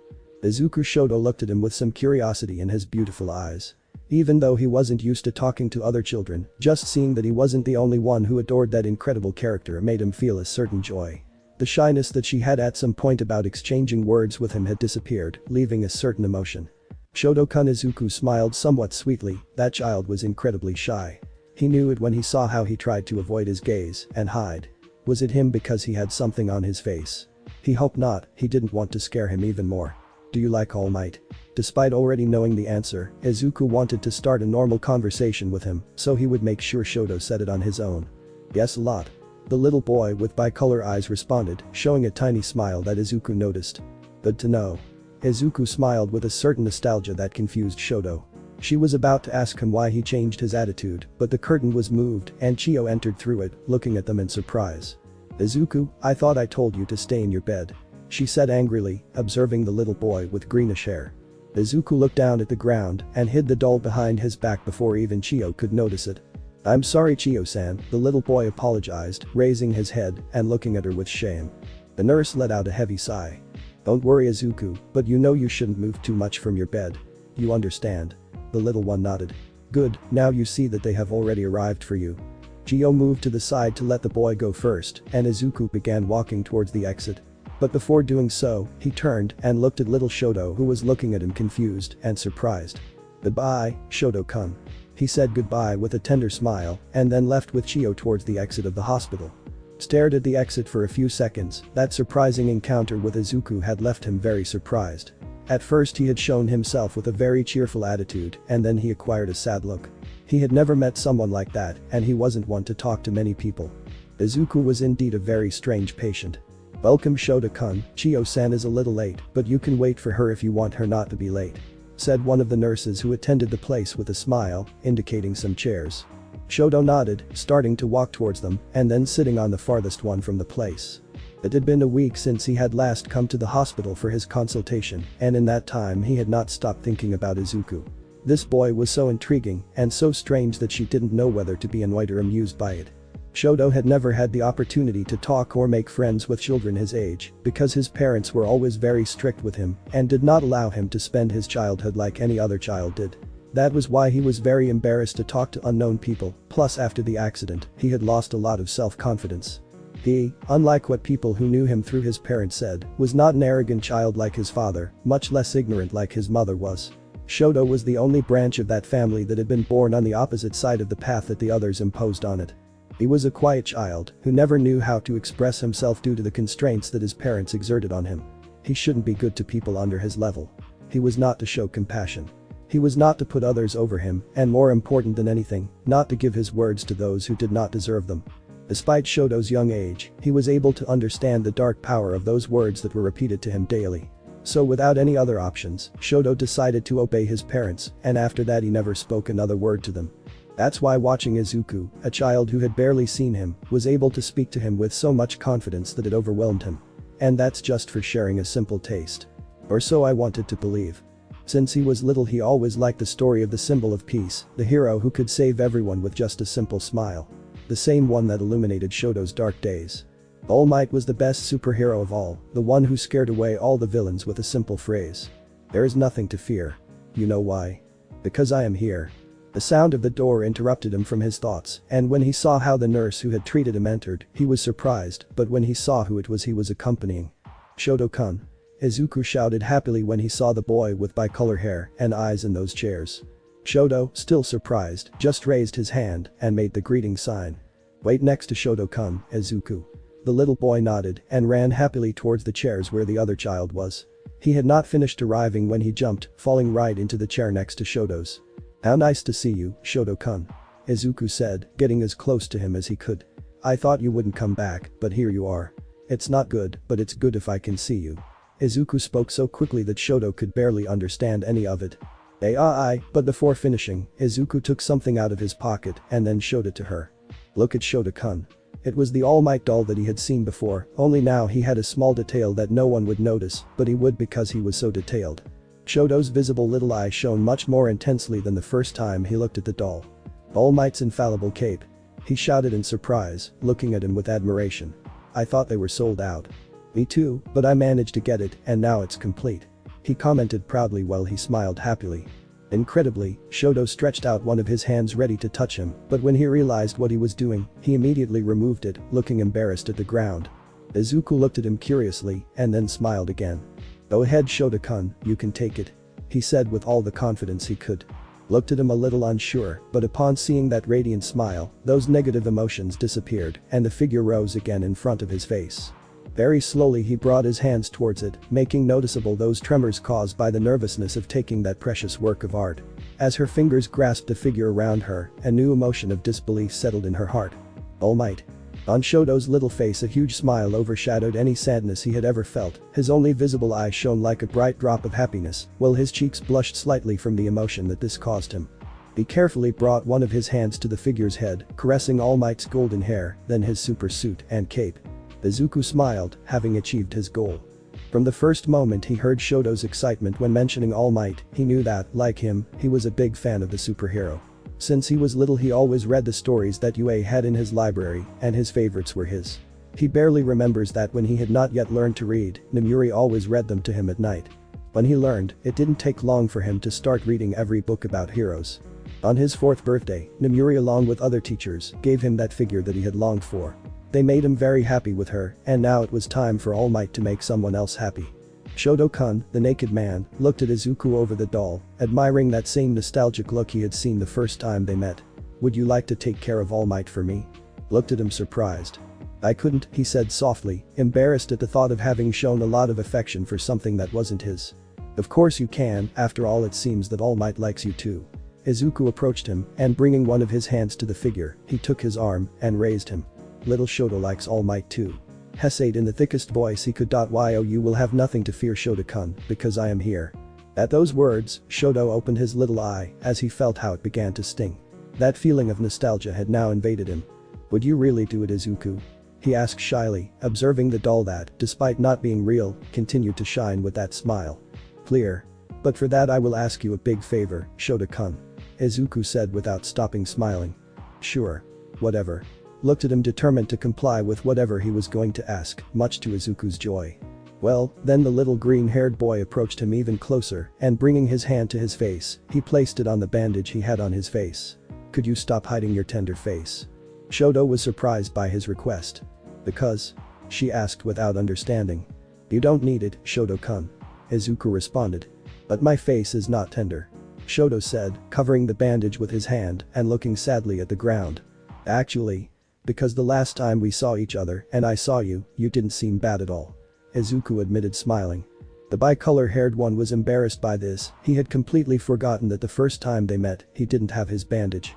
That meant that Izuku had seen his scar. "I'm sorry," he apologized, thinking he had made another mistake. "Don't apologize to Shoto-kun." Izuku brought his hands to his face and squeezed his cheeks. "You should apologize when you say something bad, and that's not bad." He let go and looked at him with a smile. "There is nothing wrong with your face, so you should not cover it." "But..." Izuku interrupted him before he could question him. "Your face is only Shoto-kun, you should not be ashamed of it." Looked at him surprised while he analyzed his words. The little boy with red and white hair sighed and then brought his little hands to his head and got rid of that annoying bandage that he had always worn. The bandages fell to the floor and he looked at the boy in front of him, afraid of what he might say.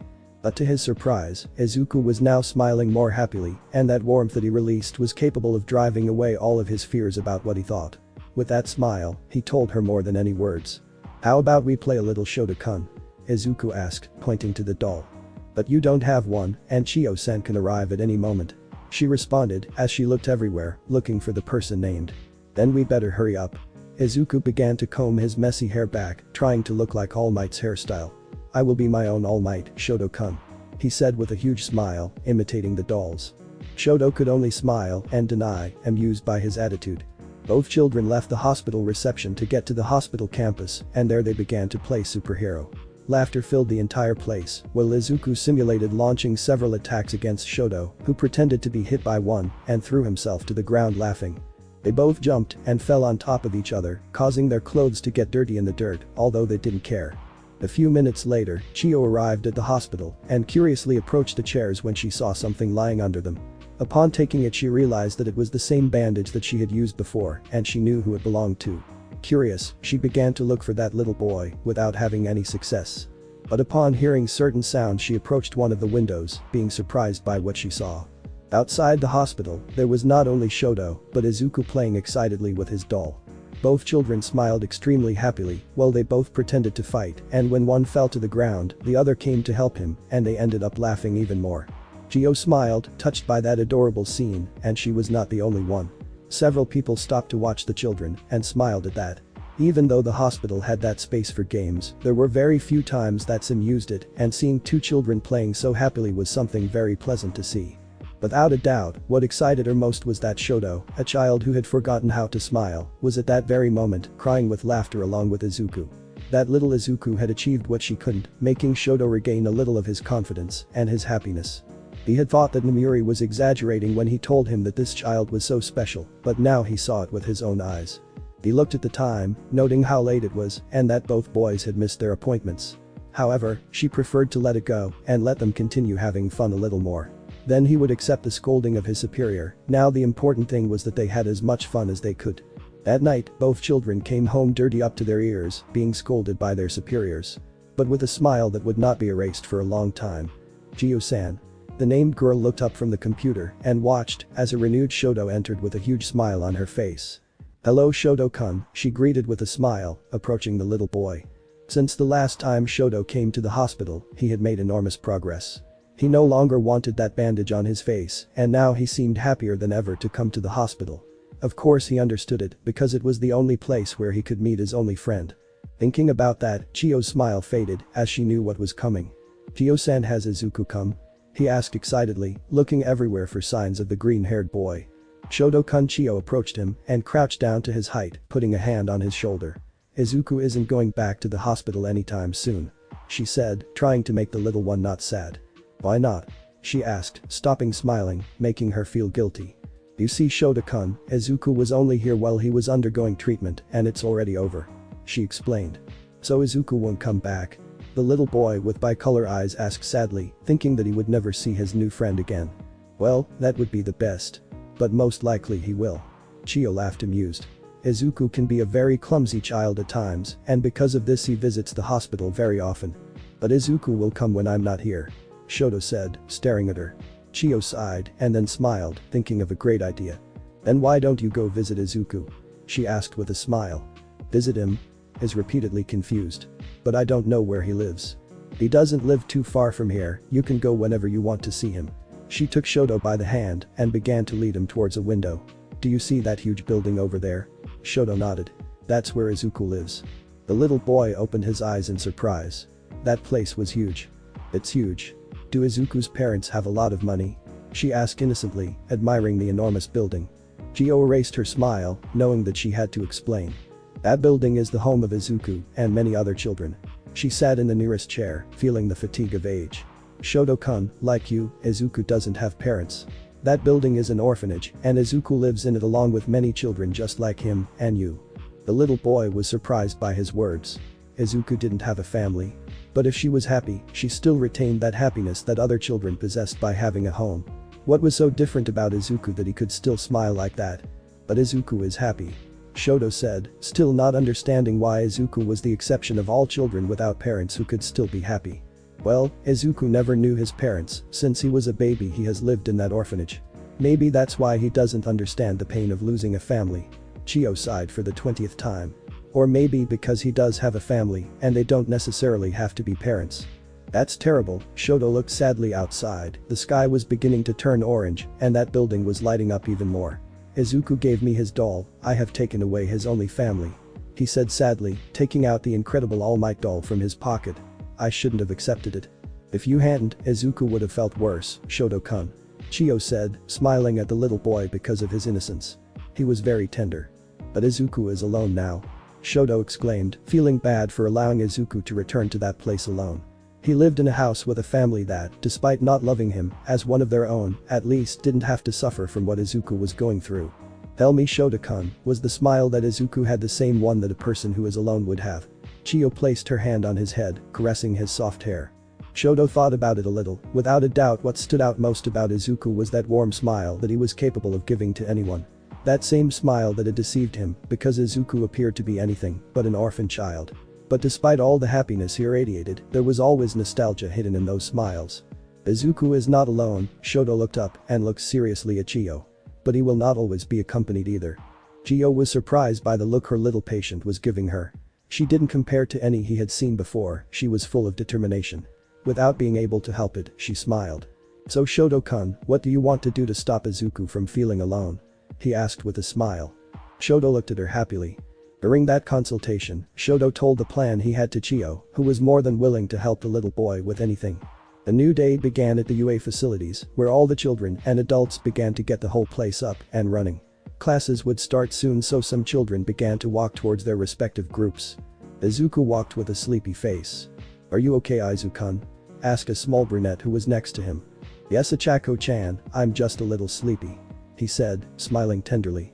Ichako, not very convinced by his words, nodded. Izuku could be a very stubborn child as long as he didn't worry about his friends. "After leaving class you will go to sleep," she said authoritatively. "Eh? But Ichako-chan." Izuku looks at her sadly. Ichako was about to say something, but before she did, someone interrupted them. "Oh Izuku, here you were." Namuri left one of the rooms of the building and approached the children. "Namuri-sensei, is something wrong?" the little green-haired boy asked worriedly. "It seems that Shuzenji-san forgot to tell you something, which is why he sent you a message," she explained, causing Izuku to wonder at hearing about the kind nurse who always took care of him when he was in trouble. "The message is in the room, come with me for a moment." Izuku nodded, and after saying goodbye to Ichako and convincing her to let him go alone, he began to follow Namuri towards the main room. "Why would Chiyo-san send me a message?" he asked his teacher, even without fully understanding why that was. "Why don't you find yourself a little one?" Namuri asked, stopping in front of a door, inviting Izuku to open it. The little boy looked at her confused but still approached, willing to enter the place. He thought that perhaps Namuri was playing a prank on him, but he trusted her a lot and knew that he wouldn't play with something like that. When he opened the door, his little green eyes opened in surprise to see who was in that place. In the middle were Shoto. Izuku approached him, being carried by his teacher who took him by the hand. "Izuku, this little guy was sent by Shuzenji-san. He has a message for you." Namuri left the two little ones and headed towards the exit again. "Don't worry, you have permission in my class." Without saying more she withdrew, leaving the children alone. "Shoto-kun, what are you doing here?" Izuku asked with a tender smile when he saw the other boy. Izuku Shoto clenched his small fists, then sighed and looked seriously at the minor. "You forgot this at the hospital." Shoto took out the superhero doll from behind him and extended it to Izuku, who looked at it strangely. "But Shoto-kun," Izuku tried to reply, but Shoto interrupted him. "I can't accept All Might, he is your guardian after all," he said, smiling slightly at the little boy. The little green-haired boy smiled.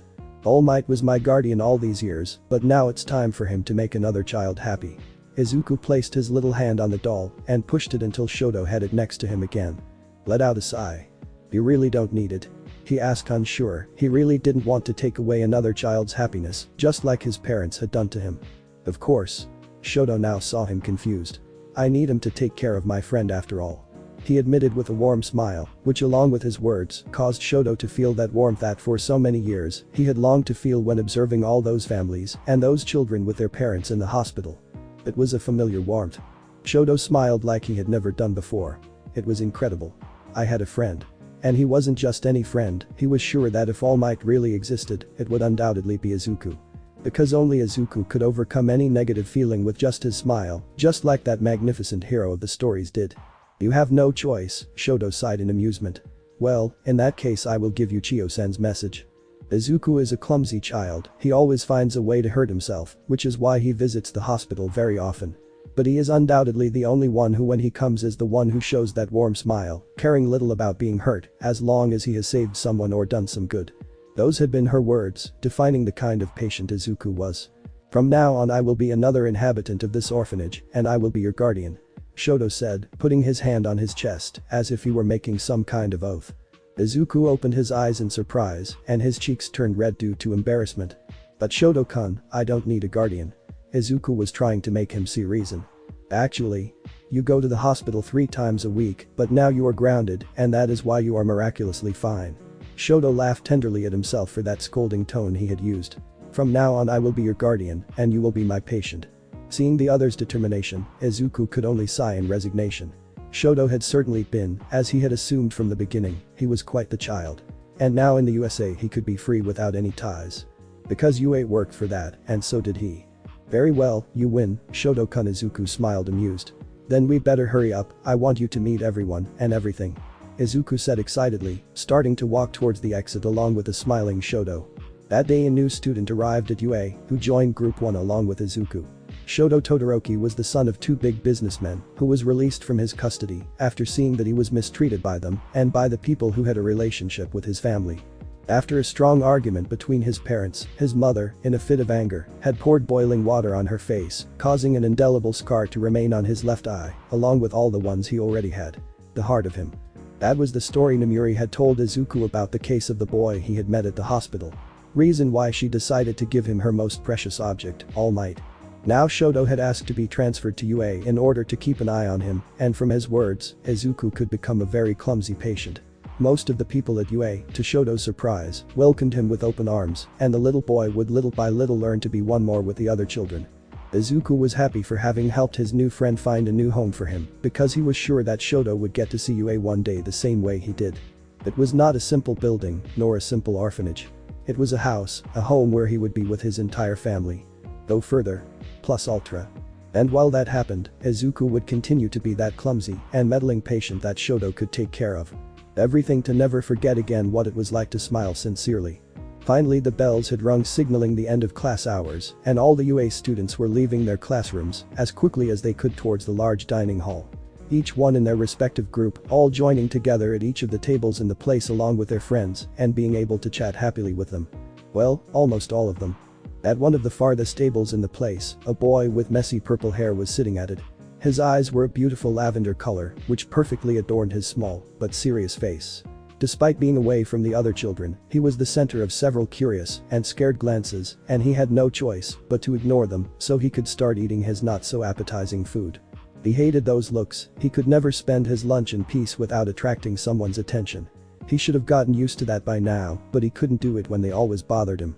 It was lucky not to have anyone, and at least to be a little calm in his solitude at that big table, as he had always been.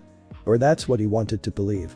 More children who were leaving their classes began to enter the immense place, among them the little green-haired boy who was most loved by the majority. Itsuki. Give me your dessert. A little redeed shouted as she threw herself at him and stretched out his hand trying to take the dessert from his friend. At lost, torch head. Said the little blonde, hitting his friend and moving the dessert as far away from him as he could. Are those asparagus? Kyoka asked, looking somewhat disgusted at her friend's food. That's how it is. Mom always made them for me. Do you want some? Momo asked, taking some with her spoon and taking it to her friend. Kyoka denied repeatedly, feeling nauseous. Minoru, leave my food. Mina shouted, hitting the smaller one who had clung to her arm. It's nice to eat all together, right? Achako smiled as she looked at Izuku who was next to her. It's always nice. Do you want my dessert, Achako-chan? Izuku asked, smiling. Her little eyes lit up. Are you sure, Izuku-kun? The little one nodded. Achako took the lemon dessert and began to eat it as if it were a delicacy of the gods. Izuku smiled happily, he loved seeing her smile that way. When he felt someone else sit next to him, he turned to see that bicolor gaze that had not left him since his arrival. Do you want my dessert, Izuku? Shoto asked with a small smile as he stretched a spoon with strawberry dessert to Izuku's mouth. Ah, Shoto-kun. Izuku closed his eyes sadly and opened his mouth to gladly receive him. Izuku-kun, take yours.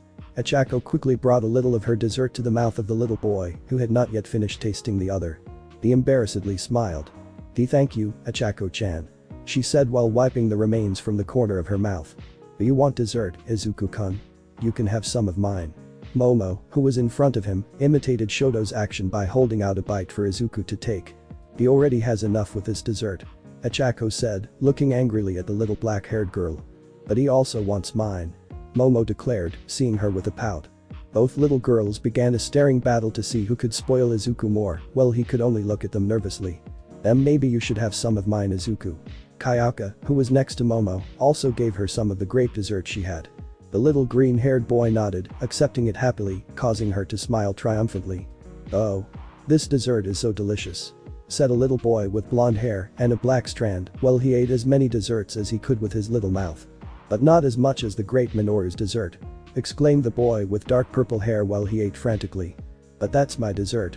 Mina began to hit Minoru, willing to obtain remuneration from her for what was rightfully hers. Damn shark's mouth. Give me back my dessert. Katsuki was hitting Ejiro, who despite the violence of his friend, was still enjoying the dessert he had stolen. How nice it is to eat with family. Izuku whispered while he ate the dessert that Shoto offered him. It was one of those days where everyone could enjoy each other's company without any problem that could ruin their happiness. One of Izuku's favorite days. But when a loud sound echoed throughout the place, the fights and discussions stopped at each of the tables to observe at one of the far tables what had caused that sound. It was a boy with purple hair, and in front of him there were two other little ones who looked at him terrified. Izuku looked at them strangely, and when he looked at the ground near them, he could see what had happened. The two little ones had accidentally knocked over the boy's food on the table, and he had only been able to save his dessert that he had in his hands. "Yes, we're sorry," said one of the little ones, while his body trembled. The boy at the table looked at them seriously, looking at his food on the floor and then at the children. "Get out of here," was her response. Without waiting any longer, the other two little ones ran away, as far as possible. Everyone looked at him fearfully, beginning to murmur among themselves. "Oh, it's the third problem this week," Denki whispered as he looked in the direction of the boy. "Problem that?" Mina asked in the same tone. "That boy usually gets into a lot of trouble," replied the little blonde while he put a cookie in his mouth. "And who is he?" Izuku asked curiously. Hitoshi Shinsu Mashira was the one who spoke while looking at the purple-haired boy with some anger. "A problem child who arrived 2 weeks ago at UA. Problematic?" Achako asked. "Yes, I met him a few days ago, and he was very mean to me," Mashirao explained with some sadness when remembering it. "What did he do to you?" Toru asked now, worried about her friend. "He pushed me and told me that he wasn't surprised to see someone like me in this place." After saying that, Mashirao shed a few tears and was immediately comforted by Toru and Tsuyu. The little ones were now looking angrily at the strange boy a few tables away from them for bothering their classmate. "That child doesn't give me a good feeling," Koji spoke, somewhat fearful. "Izuku?" Shoto asked when he saw the little boy's lost look. "I'm sorry, Shoto-kun." She apologized with a small smile while she looked at the other child longingly. "Something happens?" she asked, knowing that more trouble for Izuku was equal to more sadness for the little one. "It's just I don't understand why they say he's a problem child." At his innocent question, several saw him annoyed. "Didn't you hear what he did to Mashirao-kun?" Toru asked, hugging the named man more. "Yes, but maybe it was just a misunderstanding." Izuku looked sadly at the boy who was the subject of his discussion. Izuku, the green-haired boy, looked in the direction of the little boy who was next to Momo. Hitoshi is known as a problem child not only because of that, he is the son of the man who caused many crimes in the city. Tenya looked seriously at the little boy when he said that. "You know who he is and the bad things he has done. Just look at him, he is the spitting image of that man." He commented with some resentment as he observed him. Izuku lowered his gaze, feeling bad for that child who he undoubtedly didn't know and knew that no one had the right to give an opinion about him without knowing it. No child was to blame for what his parents did, he had not asked to come into that world and inherit all those problems. Izuku raised his gaze, meeting Achako's worried chocolate eyes. "Please don't go do what I think you're going to do." She took his hands. "I know you like to help people, but this kid is different. Please don't approach him," she asked while her little eyes were flooded with anguish for her dear friend. It wasn't just her, Momo, Kyoka, Tenya, and several others looked at him, worried, and others angry, like Itsuki. But he couldn't help it because Izuku didn't want anyone to have it like that in his home. "I'm sorry," was the only thing Izuku said to get up from his place and, to the horror of the others, begin to walk towards the purple-haired boy. Several whispered to him not to risk it and to return, but he did not obey. When Izuku was close enough, he began to mentally prepare himself. Although he was not one of those who judge people by their appearance, he could not help but feel some fear that that child was really someone bad. Even so, he forced himself to eliminate all those thoughts, and when the boy's gaze fell on him, he gave his best smile and decided to start acting with a single objective: to become Hitoshi Shinsu's friend. "Hello." Izuku greeted me happily. Hitoshi looked up from his dessert and looked carefully at the stranger who had come to invade his space. "What do you want?" he said, ready to face him if he came looking for any problem. Izuku trembled a little at her defensive way of speaking, but he didn't dare to back away. "I want to be your friend," she responded while he smiled sincerely, hoping that his happiness would reach that child. The other boy looked at him seriously for a few seconds of silence that for Izuku were eternal. He was beginning to think that it had not been a good idea to suddenly blurt that out. "Because?" Hitoshi asked strangely. No one was coming towards him with the excuse that they wanted to be his friend. Izuku noticed the boy's distrust, and at that moment the fear he felt at some point began to transform into tenderness. It reminded him of a certain surly blonde. "Must there be a reason to want to be friends with someone?" she asked as he began to approach. Hitoshi thought about it for a bit, not realizing that Izuku had sat down in front of him, much to the horror of his friends who had not stopped watching his movements. At that moment the little boy with purple hair opened his eyes and quickly hugged the dessert that he had in his hands. "If being friends is an excuse to bring you my dessert, you're wasting your time," she said while pouting. Izuku looked surprised and then couldn't help but start laughing, causing most of them to look at him strangely. Was that the boy everyone was afraid of? He knew it. In reality it was as they described it and they should not judge it. "Don't worry, I don't want your dessert." Hitoshi looked at him suspiciously, then carefully placed the small dessert on the table while still giving him a warning look. "But I would like to know your name," he asked with a smile. Despite already knowing it from other children, I wanted to start again with him. The boy looked at Izuku strangely, something that had never happened to him. Children usually ran away from him just by opening their mouths, and he had approached and now wanted to know his name. After a moment he continued eating his dessert normally. "Hitoshi," she responded as she brought a piece of the dessert to her mouth. "And who are you, stranger?"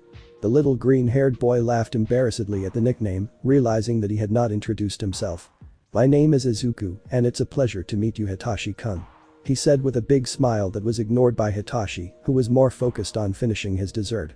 While the other little ones from Wano looked at that scene in surprise, Izuku, the tender boy, was talking normally with Hitoshi, the son of a criminal. There were things that Izuku managed to do, as if they were some magic trick. The last time he had left home to visit somewhere else had been when he was a baby, however Hitoshi always remembered it very well. Classes had recently finished, and now everyone was leaving the place ready to go for a bite of food, and if they were lucky, a bit of the delicious dessert so scarce that it didn't last all afternoon. Hitoshi simply watched everyone run happily together with their friends towards the dining room while he stood with his large backpack on his small shoulder. When the place was completely desolate, he breathed a sigh of relief. That day would be another day in which I would not eat. Hitoshi Shinso, a little boy with incredibly messy, soft purple hair and a charming smile. Although the latter has never been seen by people. Little Hitoshi began to walk towards the exit that was a few meters away, trying to go unnoticed among all the adults who did not notice his presence or simply ignored him. He was the smallest child of all those in his group, despite being 6 years old, he had the physical appearance of a 4-year-old, he was nothing different from the other children with whom he was forced to live, and yet everyone always looked at him. As if he were the exception in that orphanage. For Hitoshi, any opportunity to get away from them is the best, and he will not waste it for anything, and that is why he sometimes misses lunch. He just wants some peace, and those moments were when she could really have it without having everyone's eyes on him waiting for him to do some injustice. Just like his father did. Of course this time it wasn't for that reason, because, as much as Hitoshi loved being alone, this time he had something pending to do. Fortunately there was no one watching at that time, she could leave without anyone noticing her absence, she just had to cross, and she would be free. "Hitoshi-kun." Someone shouted behind him. The little boy with purple hair snorted in annoyance, turning around and seeing that same boy who had arrived when he was in the dining room the day before. "What do you want now, stranger?"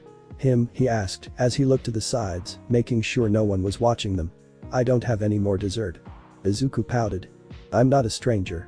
Besides, I already told you that I don't want your dessert." Izuku responded. "Then what do you want?" Hitoshi looked impatiently at the other, despite being almost the same height he was ahead by a few millimeters. "I wanted to talk with you." Izuku smiled tenderly. "You want to be my friend?"